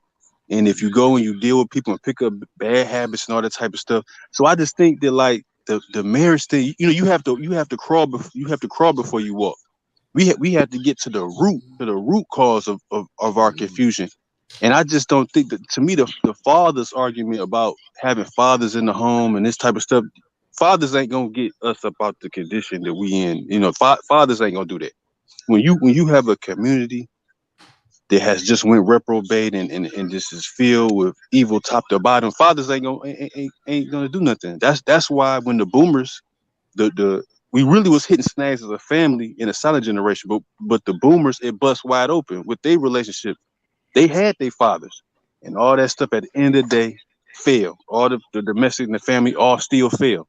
So it got to be something deeper than saying, well, listen, you know, we've been a couple generations without that, so let's try to get that. But no, it's this is something deeper than that. That's why I said with the Stephen Jackson, all these people, this black celebrity that's up there. A lot of times it's like, you know, marriage is not. I just don't. Marriage is just not gonna. It's not the key to it. If your relation is if your very relationship, if the very way you look at the women of your group of people or the men of your group of people is all perverse and messed up, putting a ring on something is not gonna change a situation like this. You know what I mean? Because there's so many people that are confused, are led astray, and they're what they think of their domestic customs is completely skewed and false. You know what I mean? So you know, so we have to be, when you talk about that room in the House of Black America, so to speak, that room is going to have to be, all the walls is going to have to be gutted, the floor is going to have to be ripped up, all the piping, the electric, everything going to have to be ripped out of that and completely built from the foundation up. You just can't try to put and say and try to promote marriage and all this type of stuff when these people is like, you know, they don't even. You know what I'm saying? Like if I had to learn at 36 years old that for a relationship to work, to be vulnerable, that's something that, again, is something with the foundation. We need to set in certain set customs and certain things that we are taught from children and raised up to have successful unions. You know what I'm saying? So I just think like that's something that we kind of gonna have to move on from. You know what I mean? Because, and you know, you dropped a little disc, because I want to say that, go back a little bit about that disc you dropped to Elijah Muhammad, when, again, you know, the people that try to bring us this knowledge, because you talked about Malcolm, but Malcolm said that we were a blind, deaf, and dumb, led astray people when we had our fathers, right? So the people that try to bring this information, at the end of the day, if you don't do for self, everything about your culture and everything about you is going to start to fail, and it's only going to be doom and crumble. But then the person that told you that 50, 60 years before it happened, you don't want to listen. Then what if that really leave you? That's why, I mean, Fred, you be dropping, and like I said, we done had this conversation before. You be dropping these disses, but the man that told you that your family was headed for destruction, your institutions, your HBCUs that you just, you know, you started off on, headed for destruction. Everything about your work is going to crumble, and it only means doom for you. You need to do this X, Y, and Z. You're gonna be rebellious too. So where does that leave you? You know that's why I said, if this situation here is just what it is, you know what I'm saying? Either you're gonna do for self, or you're gonna suffer the consequences. You're gonna design a religion, a moral foundation, a domestic norm and procreation culture, institutions, economics, or all this gonna be something that's gonna be a big old mess in the future, in the coming generations, and we here with that. So that's all I wanted to say, though, Fred. You know, I think you know I mess with you, Fred. Oh, I don't mind. I don't mind. Let me bring in Big O, and then we'll circle back around. Hang in there, Anthony. Go ahead, Big O. Speaking of, hey, I gotta salute to the panel. Go ahead, dog. Yeah, salute to the panel. I just you know what I'm saying, this is an interesting conversation. And I more so agree with along the lines of what Fred is saying, that marriage being a foundational institution, you know what I'm saying, for a family. Because I would believe that you would have to identify and define what a family is. And generally, you define that as husband, wife, children, you know what I'm saying, so on and so forth. And when you go outside the confines of that, you typically have a lot of chaos. And I have witnessed what family can do, and not just saying just the husband in the house, because back in the I guess decades ago, you could say that we had more of community building. You know what I'm saying? We had a whole lot of people in our community that had husband, wife. You had grandparents, husband, wife. You know what I'm saying? Aunties and uncles, husband, wife. So you saw all of these things all the way around the board. And now, what do you have? Without husband and wife, you have a lot of casual sex. You have baby mamas and baby fathers everywhere. You have unruly children all over the place. You didn't have that like that back decades ago. And the direct result of that is you know what I'm saying, not having fathers in the household and people not being responsible for what for their actions. And also, I would just like to ask a question because you guys said a couple of you have said that um, you have went through a lifetime of learning. You really didn't know how to do this or do that when it comes to raising your children.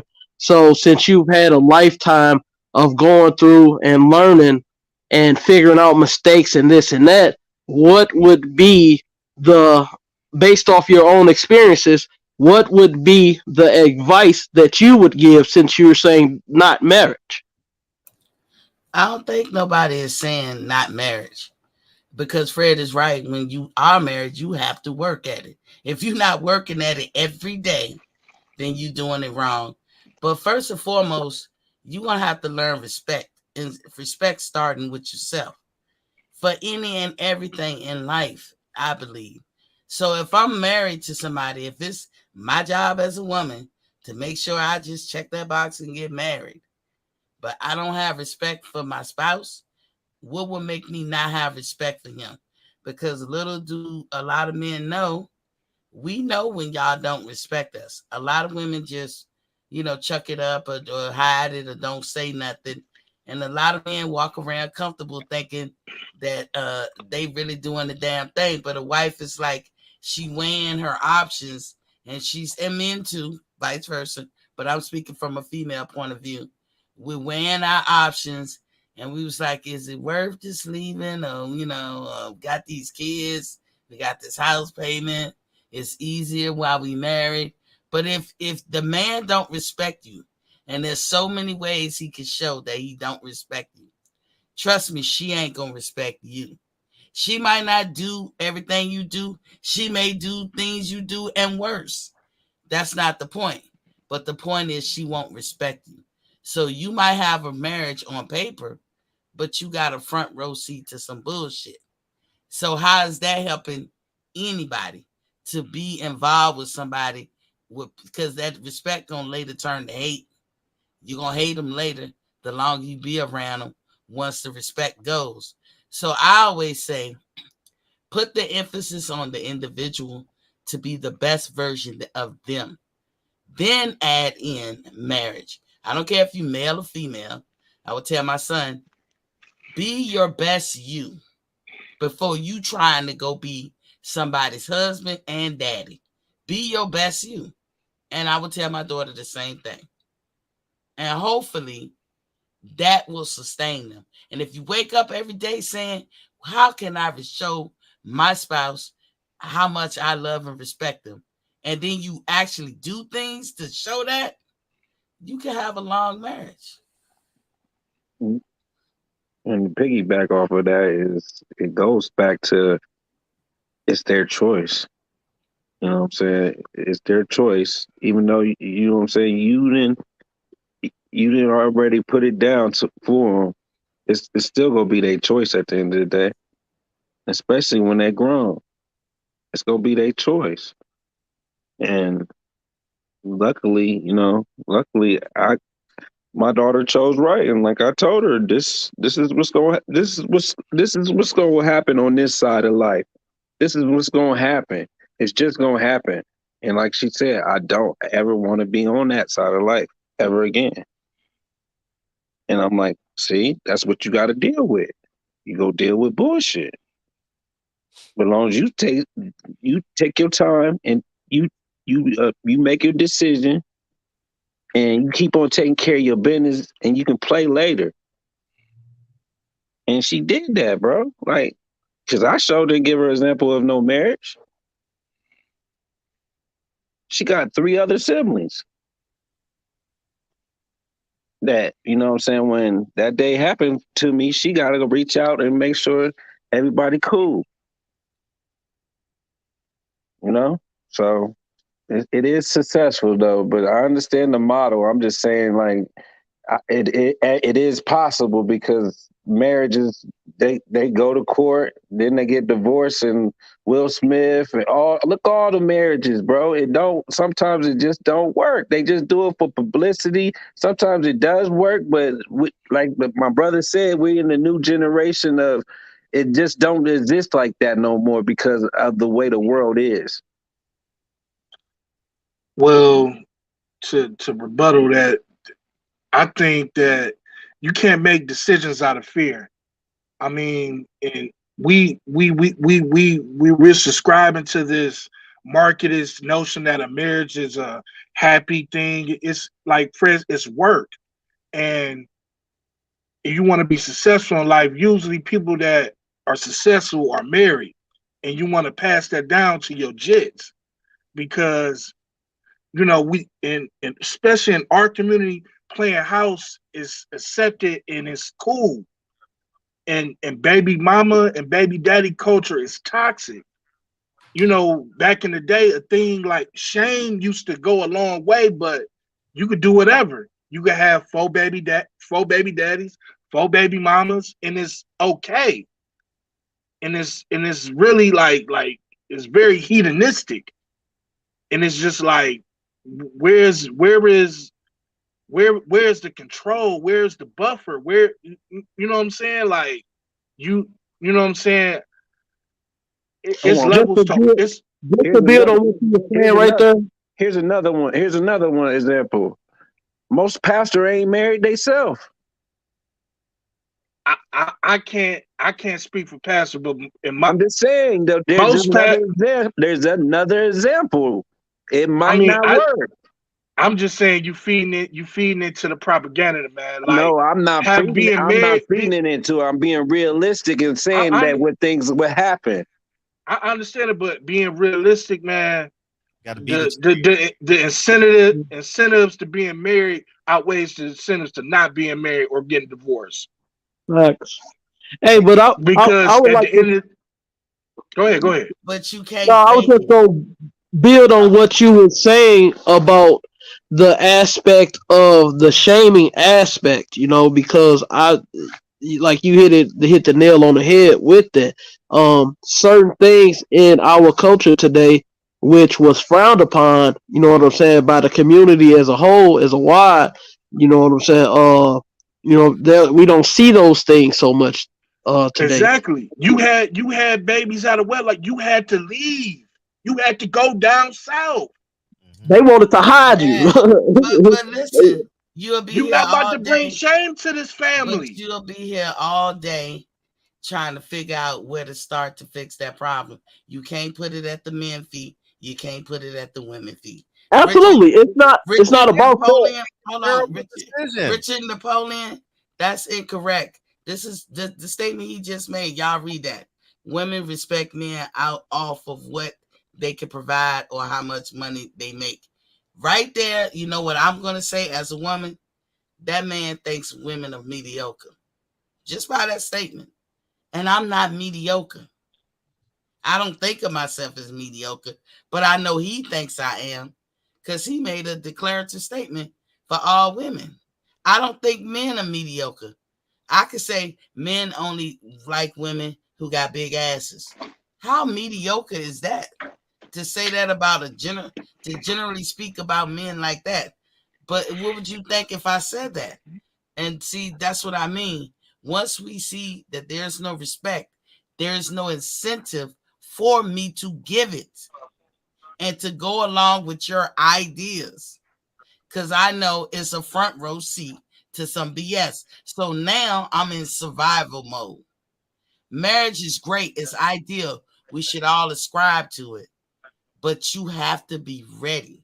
That's all I say. Mentally, you have to be ready. I'm bringing Anthony. Oh, go ahead. The work that Fred talking about you got to do, your mental got to be right. Can you agree with me with that, Fred? Well, you got to do the work, but you got to be willing though. And the only way you're willing is if you commit to that from the beginning. Like, not the only way, but maybe you commit along the way, but you got to commit. But we're not doing the checks before. Like, I'm not giving a woman a baby if she can't be with me forever. You know what I mean? Go ahead, Anthony. Go ahead, dog. Anthony, you muted. You're muted, Anthony. Oh, he gone. He stepped away. But yeah, I'm not gonna get married though. Hey, let me say, like, it's certain things that were put in society that help cause the decay of our community as well. Some of those things being like birth control and abortion, you know what I'm saying? Because what those things, and you know what I'm saying, certain governmental assistance programs. Because if you did not have, if women did not have the ability to get Section 8 and food stamps at the rate that we have today, I guarantee you there would be a lot more marriages, 100%. Um, if you did not have, I believe it would be, because you would not Big be able, facts. you would not be able to take care of those children by yourself, without that government help. That's I guarantee you that. If you did not have this abortion and the birth control, casual sex would not be going on as rapid.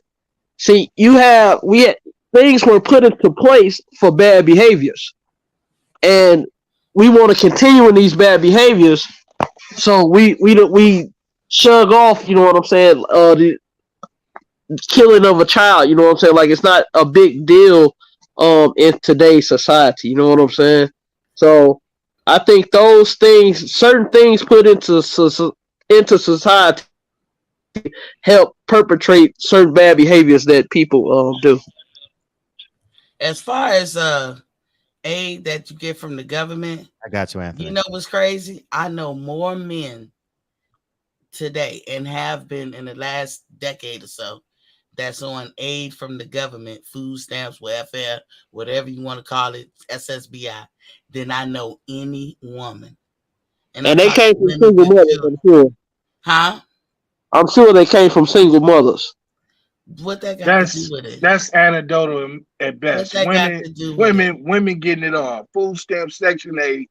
Men are getting it all. I can say that. Let's be real. I can but say men not breaking up their home to get it. Men are breaking up their home to get it. You cannot go down this pathway of putting it at the feet of men or women. You'll be here all day. You cannot say that. You can say, but for women doing this, that, and the other, we wouldn't have this problem. But I can say, but for men doing this, that, and the other, I would not have this problem. Like, hey, look, it's a way to test that. All you have to do is go down to the welfare office and see who you see in there. That's an easy. You don't see majority women. 100%. You don't see majority women. You go there for a whole week, and you don't see all women in there. Dude, that they could be there for other reasons too. It's more men that I know, and I'm gonna tell you, I grew up on welfare. It's more men getting welfare, Medicaid, motherfucking SSBI. That's the one right there, the SSBI, because half of them never even put in on SSBI. I just be looking like, what the fuck? It's more men on disability and all this stuff. You have to put in on that. That's not a social program. You put in on that. So we're talking. You know, I understand it, but we talk about benefits that come from having a child with a man. You don't get no benefits. Do y'all know what that shit is? You have, as a woman, you have a child. You're gonna get fed. You're gonna get housed. You don't get what you. It ain't like you think it is. It ain't like you need to get Fred. You probably need a panel full of women so they can break down and tell you exactly how that shit work. And then y'all tell me if women running to go get that shit. It's good for the interim. Ain't no woman. Why you think it's a shortage on crab legs? Why you think it's a shortage on crab legs? What does that mean? Because the women getting all the food stamps, buying them up with food stamps. That's funny to you, right? It is funny. So women are mediocre. That's how I take that. Some women are mediocre. When you mediocre saying that don't make sense. Man, man, you gotta take both sides accountable, man, or you're it's both sides accountable, but I'm talking about you. But one side can't speak louder than the other because one side will speak louder for the other. I'm just saying, a woman is very important to this earth. The woman is the first school. It's the first school. That womb is the first school. And everybody that ever came on this earth came through a womb and was in a school of a woman in her stomach. Okay. So what the woman take in, the child is taking in. Mm-hmm. It's not to diminish women in It's not any to diminish. It's But not to you just diminish aspect. gotta women. It's think. to saying When a y'all point dropping the ball. when a point gets pointed out, you can't all of a sudden say, "Well, men too." No, But you we trying just to Yes, I be. said But about can. you trying Yes, to I be. we can. But had to you say try. Fred, I accountability. see you over there laughing. But you got to take accountability though. Yes. But you can't. You just can't just say Fred, one this side. shit It's gonna be started. one sided, or you lying to yourself. Exactly. Look, it's both sides. It's like I said, we'll be here all day trying to point the finger. So it's no need. Like Fred said, you see a problem, you fix the problem. You know what I do? I choose to be a mentor when I can. When I see little kids doing things, or if I feel like I need to tell a little girl something, I'm going to go tell her. If I think I need to tell a little boy something, I'm going to tell him. You know, just like that pimp and drug dealer want to make the videos and those rappers want to make the videos and spew their garbage. I'm gonna go spew my garbage, and mine's gonna be, more so on the positive side, like trying to tell them something that's gonna help them in the long run. You can't just keep talking about what the problem is. Go fix the problem.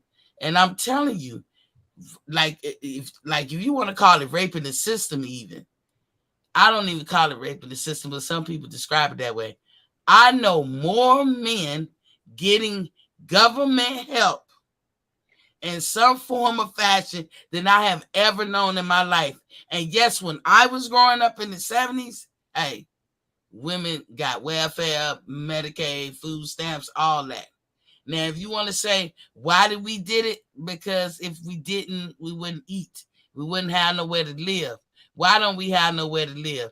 And let me tell y'all, if you a king or a queen, whenever you're in a form of leadership, leaders don't bend down and blame people. Leaders take accountability. Attitude reflect leadership. So if you're the king, be the king. Stop bending down, looking back to point the finger. It's just like when I say I had to learn. Somebody told me that. A man told me that. Think about the role you play. Stop telling me what this man did to you. Think about the role you play. I didn't want to hear that shit. But eventually I embraced it. And I was like, one of y'all saying y'all mid-30s. That's how old I was. In my mid-30s. And I was like, yeah, it's me. It's me. Even though I didn't do nothing, but I allowed everything. So it's me. All right, let me bring in Anthony. Anthony's been waiting. I got the truth coming up next. Go ahead, Anthony. Hey, what's going on, Fred? What's going on, panel? What's up? Can you hear me? Very well. It sound good? Okay. Yeah, I'm glad this kind of came up because I asked you, Fred. I guess it was a week ago. You said that marriage was something like God's protection or something like that. Something like that. You said about marriage, and I wanted to know what you meant by that. I guess I kind of can tell what you meant by that based on some of the statements tonight. While marriage is good, and it's good it's especially good if you can't sustain, you can't be abstinent or anything like that. But because that's how it goes based on the moral standards that's given by the Most High. But in all, if you don't have the correct moral standards, I mean, marriage might not work for most people, because it's an out. You have a way out when it comes down to marriage, and when it's something that's between you, the woman, the man, woman, and the state. So, a lot of times you can see it now. Men are complaining because women are, walking away with half, or they're having to pay spousal support or alimony and things like that. The woman's getting the house and the kids because it's like the kids belong to the woman. And so it's a lot of different things that go on that could make it where, it doesn't work for everyone. And it's really just because of the moral standard that the people have even before they go into the marriage. And I just think once you know, once you establish a foundation for yourself, based on on some characteristic thing, like I keep saying a moral standard, then I think that now you have a firm foundation as far as to how to make your marriage work. You know what I'm saying? Because it is work. It's not something that's easy because it involves you and another person. So and in today's society, with how most people teach or are taught about a marriage, it's not like in most cases it won't really last. You know what I'm saying? Because most people are marrying for a lot of the wrong reasons. I mean, you got a lot of people, they just want to marry somebody because they look good, they sexy. Then you got people that want to marry someone because they have money. But when you look at those type of things, or because they had a child. So when you look at those type of things, and there's no real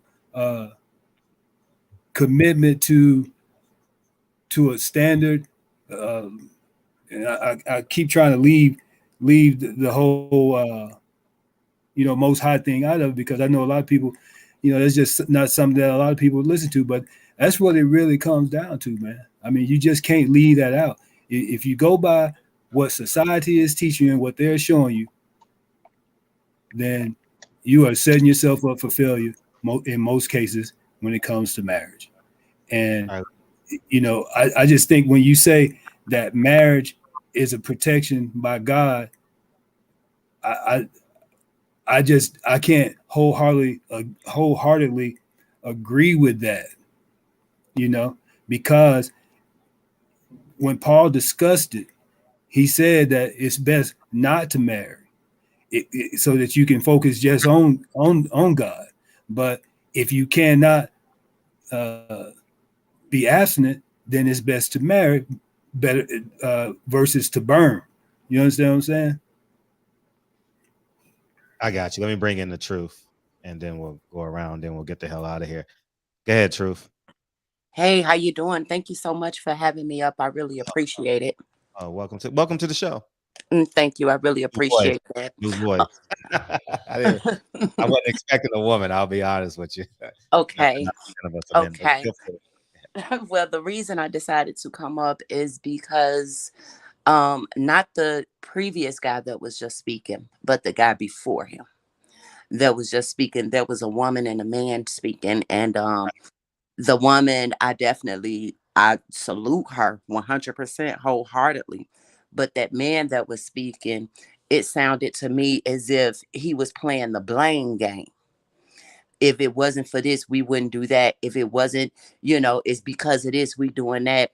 And see, one thing we forget to mention in our communities is these dark secrets that take place inside the households. That's what mess us up. These dark secrets that takes place inside our households, and then we go out and we can't really cope. We can't really function in society because we hurting because of something that happened to us from last night.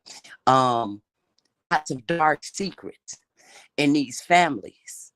We can't blame the men, and we can't blame the women without blaming one another. You got these children that are out here shooting people in Chicago and robbing people all throughout the night. These children are products of what I call pedophile behavior. We forgetting about these little dark secrets that takes place within these families. These little kids don't know how to go out and get guns. Somebody is giving them guns. Adults. That's the most important thing within our community. Forget what the government is doing. Forget all of that old food stamps. That stuff ain't even important. I'm grateful for them. That is not important. What's important is what's disturbing us mentally. And what's disturbing us mentally are these dark secrets that's taking place inside of these households. That's the most important thing that's going on right now. The most important thing. How do you expect a little girl to be able to go to school and focus on what the teacher is talking about when somebody didn't just touch her? And the mama so in love with the man, she gonna call a little girl a lie. Everybody in the family gonna pretend like they don't see it. How do you expect a little girl like that to be productive in life? We need our example. If we expect goody boys, we got grown men feeding little kids guns and having them selling drugs. How do you expect these little boys to be productive in life? How? That's what we need to be focused on, because food stamps ain't never hurt me. The government ain't never, ever tried to shoot at me. The white man ain't never, ever, ever did me dirty. Call me names, touch me. That's that stuff that goes on inside these houses that people do not want to talk about. All the rest of this stuff, it's a complete waste of time. What's important is the mental state of our children. Yeah. And I'm not going to be all right if I know some old man didn't touch me. The truth. Let me ask you, do you think those statistics fall off greatly or minimum if the two biological parents are present in the child's life? I feel like it fall off greatly. I feel like if both the biological parents, and I'm talking about bio parents. Yeah, bio, yes. If they were there in the child's life, that erases a whole lot of fear. The child feels more protected. The child is more covered. The child is more stable. The child can actually go to school the next day and figure out what the teacher is talking about. But do you think that it prevents it? I don't understand what you're saying. Do two parents prevent what? Prevent the pedophilia that could go on in the house by there being two parents in the house. Because a lot of times pedophilia, to me, seem like it manifests itself when that pedophilia person feel like he could get away with it. He's not scared. The only time the pedophile person, he's not gonna touch a little girl if her father right there. So you think. It depends on the father. You got fathers that are very protective. I think statistically, Miss T, I would lean on the macro that it would fall off. The percentages would fall off. I don't know what. No, I agree. I agree, because you know what? My neighbor was throwing out his shoes. I'm single right now, and he got a size 14, right? And it was nice shoes. He had got a factory job. Decided that he ain't want to work no factory job, so he was getting rid of those steel toe boots. And I saw him taking them to the dumpster, and I said, "Hey, where you going with those?" Now I can't fit them shits, but he said, "I'm gonna throw them away because I'll never wear them again." I said, "Bring them here." You know what I did? I set them at the front of my door, so somebody can get them, right? No, like inside my door. So when I open the door, and people will try to solicit. That's good see them size 14s. That's true. And I put a big can of Schlitz 45 Coke 45 Billy D. Williams shit in my refrigerator. I know I don't drink that. Anybody who know me know I don't drink. But you gonna be like, what nigga up in here drinking this much? Mm-hmm. So marriage does work. So we've come to the conclusion. But nobody said that it don't work, Fred. Nobody said it don't work. What we're saying is, I asked you specifically, Fred, are you leading with, hey, little girl, grow up and just get married? Or are you leading with, fix you? Because as the truth say, a lot of women coming out their household damaged. And I'm going to tell you, I don't know how old the truth is, but everybody in my age group, I don't know a woman who ain't been touched. Not one. Ma'am, I'm 47 years old. I'm 51. God is my witness. I fight like a man right now today, and I don't lose. I don't lose. When I tell you I fight like a man. I've been fighting old men off me my whole life from 63rd and Cottage Grove in Chicago. I don't play no games. Even my daughters fight. We fight. Mhm. We fight, and it's by any means necessary movement. Girl, it's to the death, right? It's to the It's to death. the death. It's to the death, and And that's an issue. but That's an that's issue. but if the men had more covering, you understand what I'm saying? If there was men in place the presence of a man Yeah. prevents it, because no man wants to get into a confrontation. They want to choose these Path of least at resistance. least the path. Thank you, the path of least resistance. They don't want to fight through me to get to an 8-year-old girl, Right. 8-year-old boy. That's why I said so. The generational solution, man and woman. Yeah, but it works, Fred, but not all the way. Like does. my mama had. Let me tell you this. My mama had a man in the house, and that was her boyfriend. And he was a young scrapping buck. Like, looking back, I don't think nobody wanted to try him. But my mama's sister had a husband, and this dude was a pervert. Even before I knew what a pervert was, Fred. This, I'll be like 7 and 8. This man at Christmas parties, he's adjusting my pants and my sister's, tucking our shirt in. And we like, what the fuck? But we grew up in a generation, we didn't say nothing derogatory or smart to adults.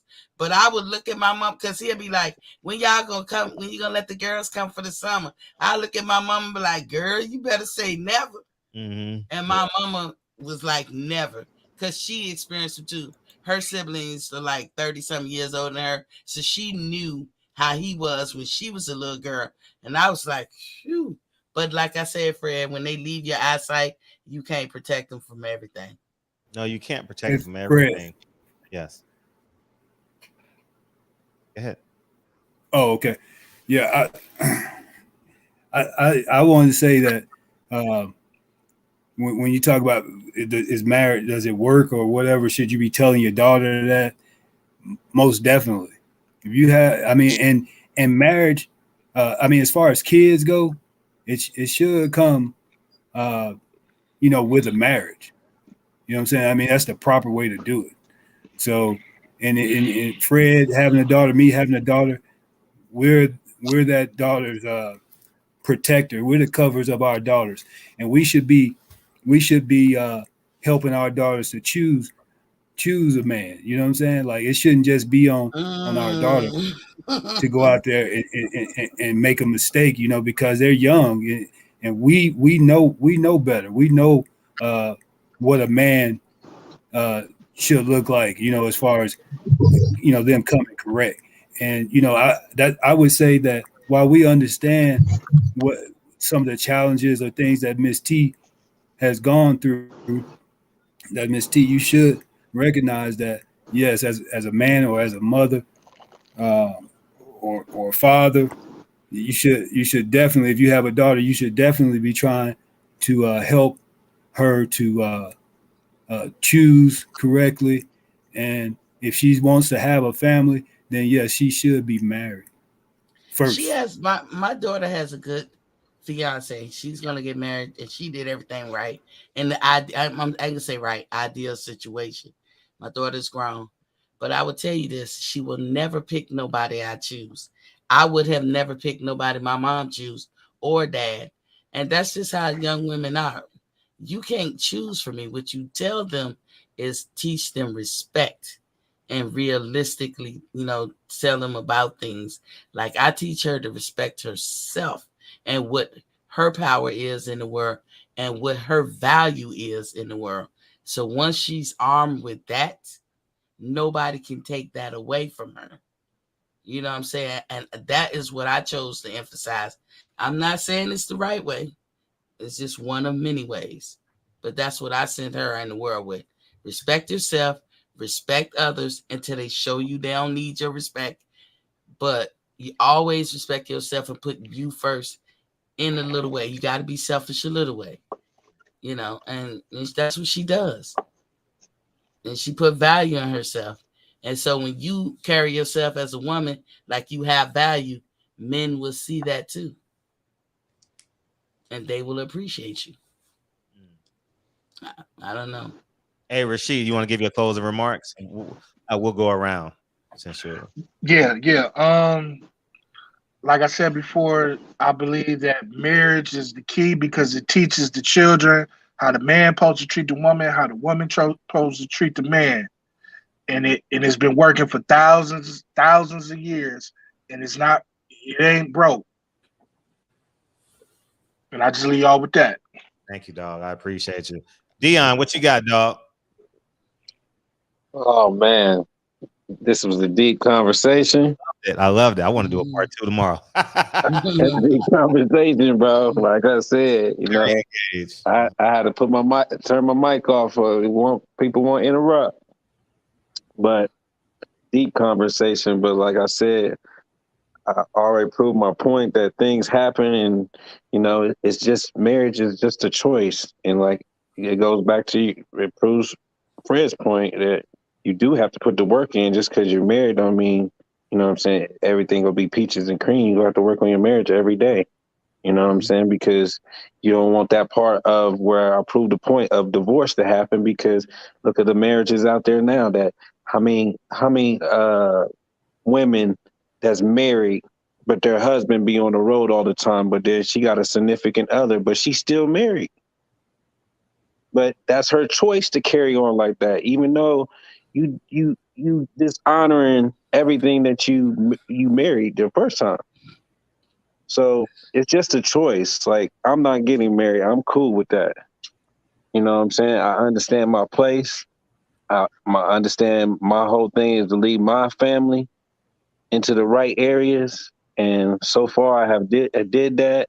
I'm 2 of 4 and I got 2 more to go. And then, you know what I'm saying? It's just lean back, but definitely love the conversation.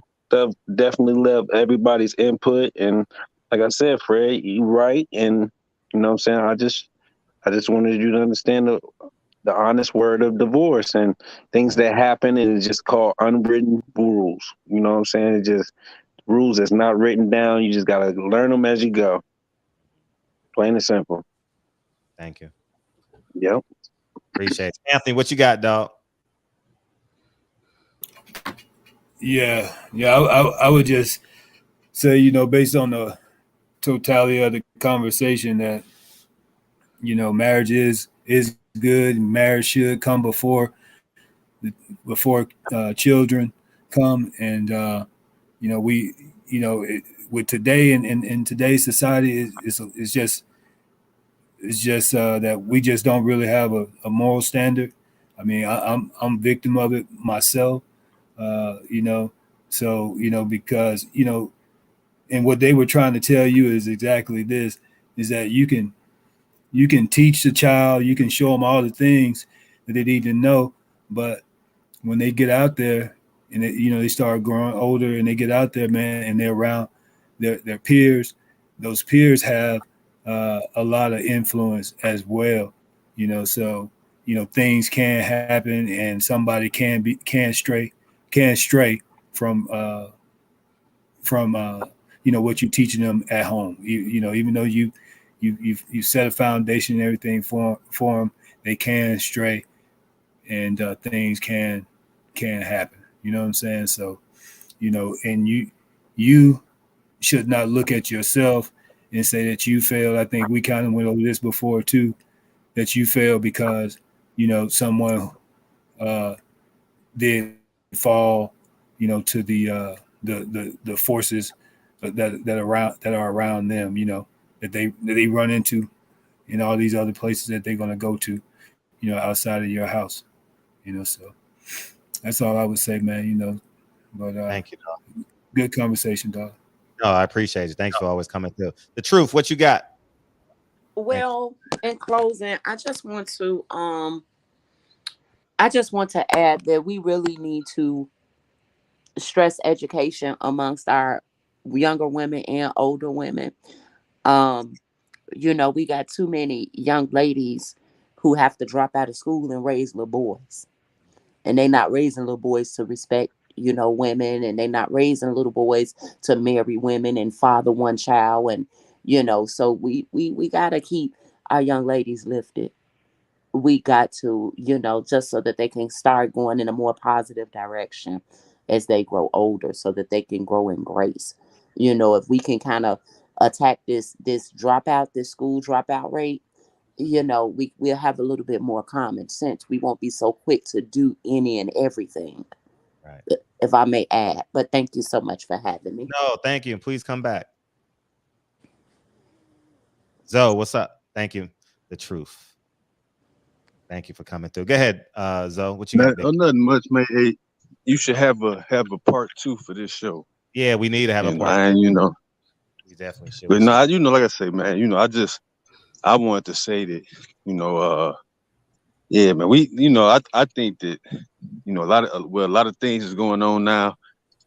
We really gonna like have to just hit rock bottom, for us to really be faced with the true equivalent of our culture and our behavior, so we can have a true look in the mirror. You know what I mean? And a lot of things about our moral foundation and domestic norms and culture just really gonna have to be rebuilt at the foundation. You know what I mean? It's just like I said, I just mirrors just ain't gonna turn a situation like this around. But like I said, if you have a part 2, I wanted to drop a couple more things, but I just feel like you're gonna have to have major changes. Really major changes. So that's all I wanted to say. No, thank you. Thank you, Zoe. And last but not least, appreciate you. I'm gonna drop you out. Appreciate you, everybody that was on the panel, man. I genuinely appreciate y'all, because I don't like this being an echo chamber of just me. But go ahead, Miss T. Oh, that was bars. I run. Hey, Fred, good show. It was a good show. It was an excellent show, and things like these are very productive. We live in a melting pot, y'all. Let's not forget that. That means a diverse country, different cultures, different, traditions, and all this social backgrounds. And so we need to learn how to fit in, or at least blend with all of them, and be ready. I would say, as parents, keep your head on the swivel. Don't be surprised. All you can do is lay the foundation. That's your job. Lay the foundation. Don't be surprised if they depart. They will come back if the foundation was legit. And as far as raising up your kids, whatever you put in them, the one thing that I think we should go forward emphasizing is respect. That is not emphasized. Do y'all hear how these young people will talk to you? Like, it's crazy. And it ain't even just your kids. It's that whole generation. So respect got to come back, because how you going to get a man to do what he's supposed to do and be a king if you're not showing him respect? How you going to get a woman to be the queen that she is if you're not showing her respect? So respect. And one other process is I think people would do good speaking with a psychologist as they enter into adulthood to get their bearings straight. Because you're going to spend a lot of years in them early years trying to find out who you are, trying to see what you're going to do. You know the plight of young men, Fred. I've heard you talk about it. The women go through the same thing. You're finding your bearings. You're finding out who you are. Right. Once you know that and get somewhat of a grip, let's talk marriage. That's all I had to say. But good show, Fred. It was an awesome show. It was awesome. It was one. It was. Not just because I graced it. I think somebody said, she's 55. I didn't say I was 55. Well, you 51, but you brought that 51. perspective. Yeah. I appreciate it. I appreciate it to the truth and all the fellas. You guys did excellent. No, thank you. So I'm out. Appreciate you. I appreciate you guys all coming through tonight. It was awesome. Awesome show. Awesome show. Godfather of Harlem, come on. We got a new Malcolm X in that. Hopefully that 77-year-old man, he was an Asian man, that killed them 10 people. Hopefully he burns in hell. He killed himself. What else? This baby daddy situation that I believe that we got going on in America is destroying us slow. And if we want our kids and our young ladies and young men to have respect, I think the biological parents is the epic center of it all. And these traumas and these pains that these kids go through. If I would compare Lincoln's childhood to my childhood, and I'm just doing boy to boy because it's a parallel there.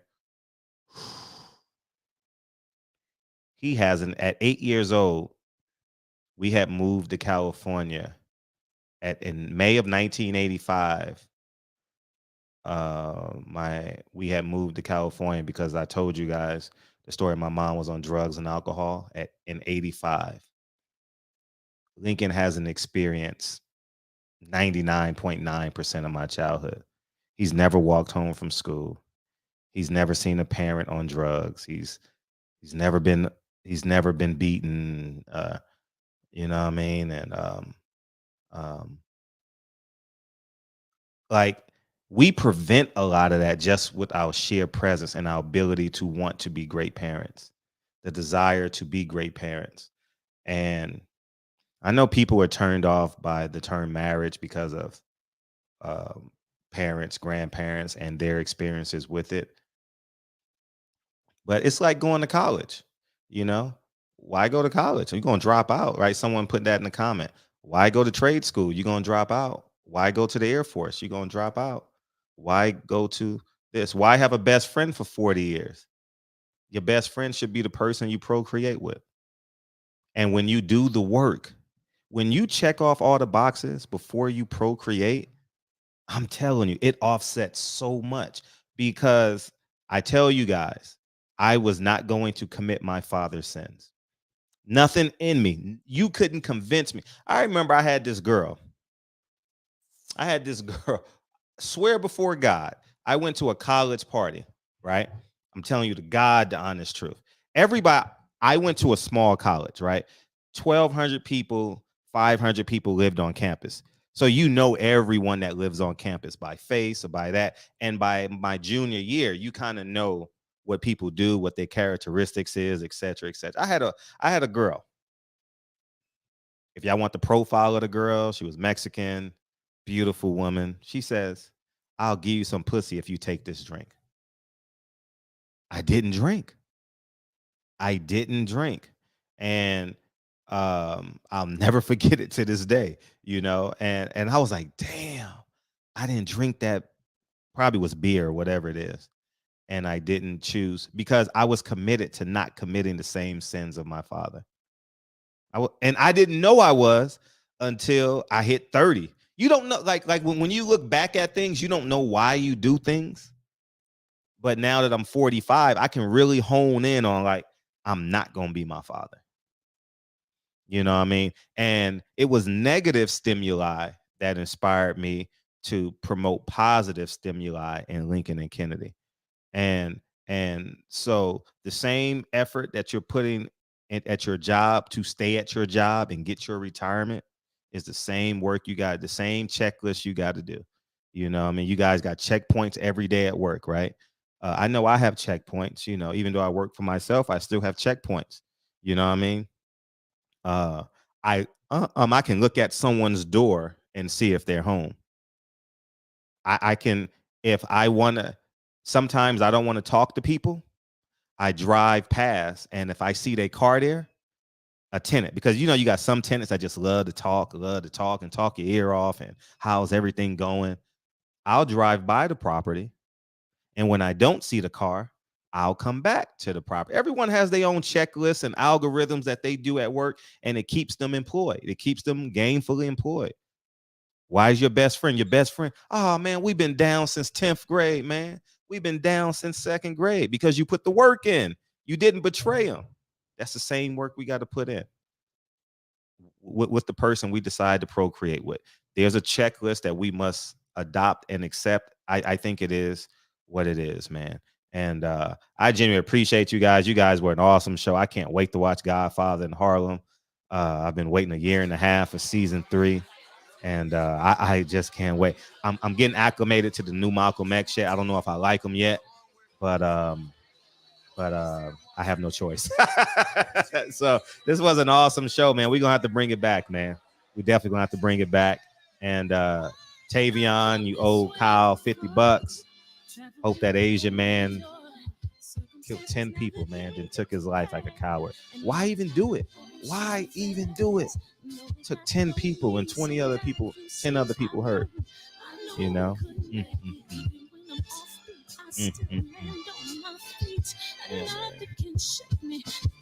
whew. It's tough out here. But yeah, man. Yeah, you got to come on tomorrow. Come on tomorrow. Everyone's welcome on the show, you know? So, but yeah, man, awesome show, man. Thank you guys. And all you guys, man. Yeah, go Eagles. Now, I think I got the 49ers next week in Philly. I think I got the 49. I like their defense. And we going to get our answer. DJ, shout out to DJ. We going to get our answer. Contemporary defense versus the new modern quarterback. We going to get our answers. And we got some good fight. Congratulations to Tony Harrison. Tony Harrison made the deal over there in Australia. All y'all PBC fighters better get out there and get them deals. It ain't no dates for y'all. Al ain't got no dates for y'all. So y'all going to be all over the globe, man. And 7:30 tomorrow, 7:30 Pacific Standard Time.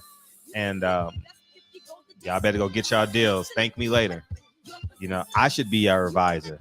You know what I mean? Because Al don't have the dates. You know, I picked the 49ers when they picked up McCaffrey. I was like, man, that's the best team in football. They got an all pro at every level except quarterback. Tight end, all pro. Offensive line, left tackle, all pro. Running back, all pro. Defensive line, Bosa, defensive player of the year probably. Linebacker, Warner, all pro. Secondary, all pro, the safety. They got all pros at every level except quarterback, and they putting it together, man. So it's gonna be an interesting. Jalen Hurts versus that defense is must-see TV, y'all. Must-see TV. And it's Chinese New Year, so I'm gonna have some Chinese food and some NFL football. You know what I mean? Adrian Bro, we're gonna get the Adrian Bro interview for sure. We'll get that one probably sometime after his win. Hey, we got a beautiful schedule building in boxing. Beautiful schedule. Tony Harrison, him. We got Beterbiev this weekend. We got a stay busy fight the following weekend, and then March we hit the ground running, y'all. We hit the ground running in March. It should be good. And May, that week in May 20th, Devin Haney, Lomachenko, in 1 week potentially, and we got Inoue versus Fulton 3 days later on a Tuesday. Woo, what a week. What a week that'll be, man. The fight of the year in 3 days. We get them in box up. Appreciate y'all, man. Go watch Godfather Harlem, dog. Get them ratings up so we can get season 4, y'all. Holla. Peace.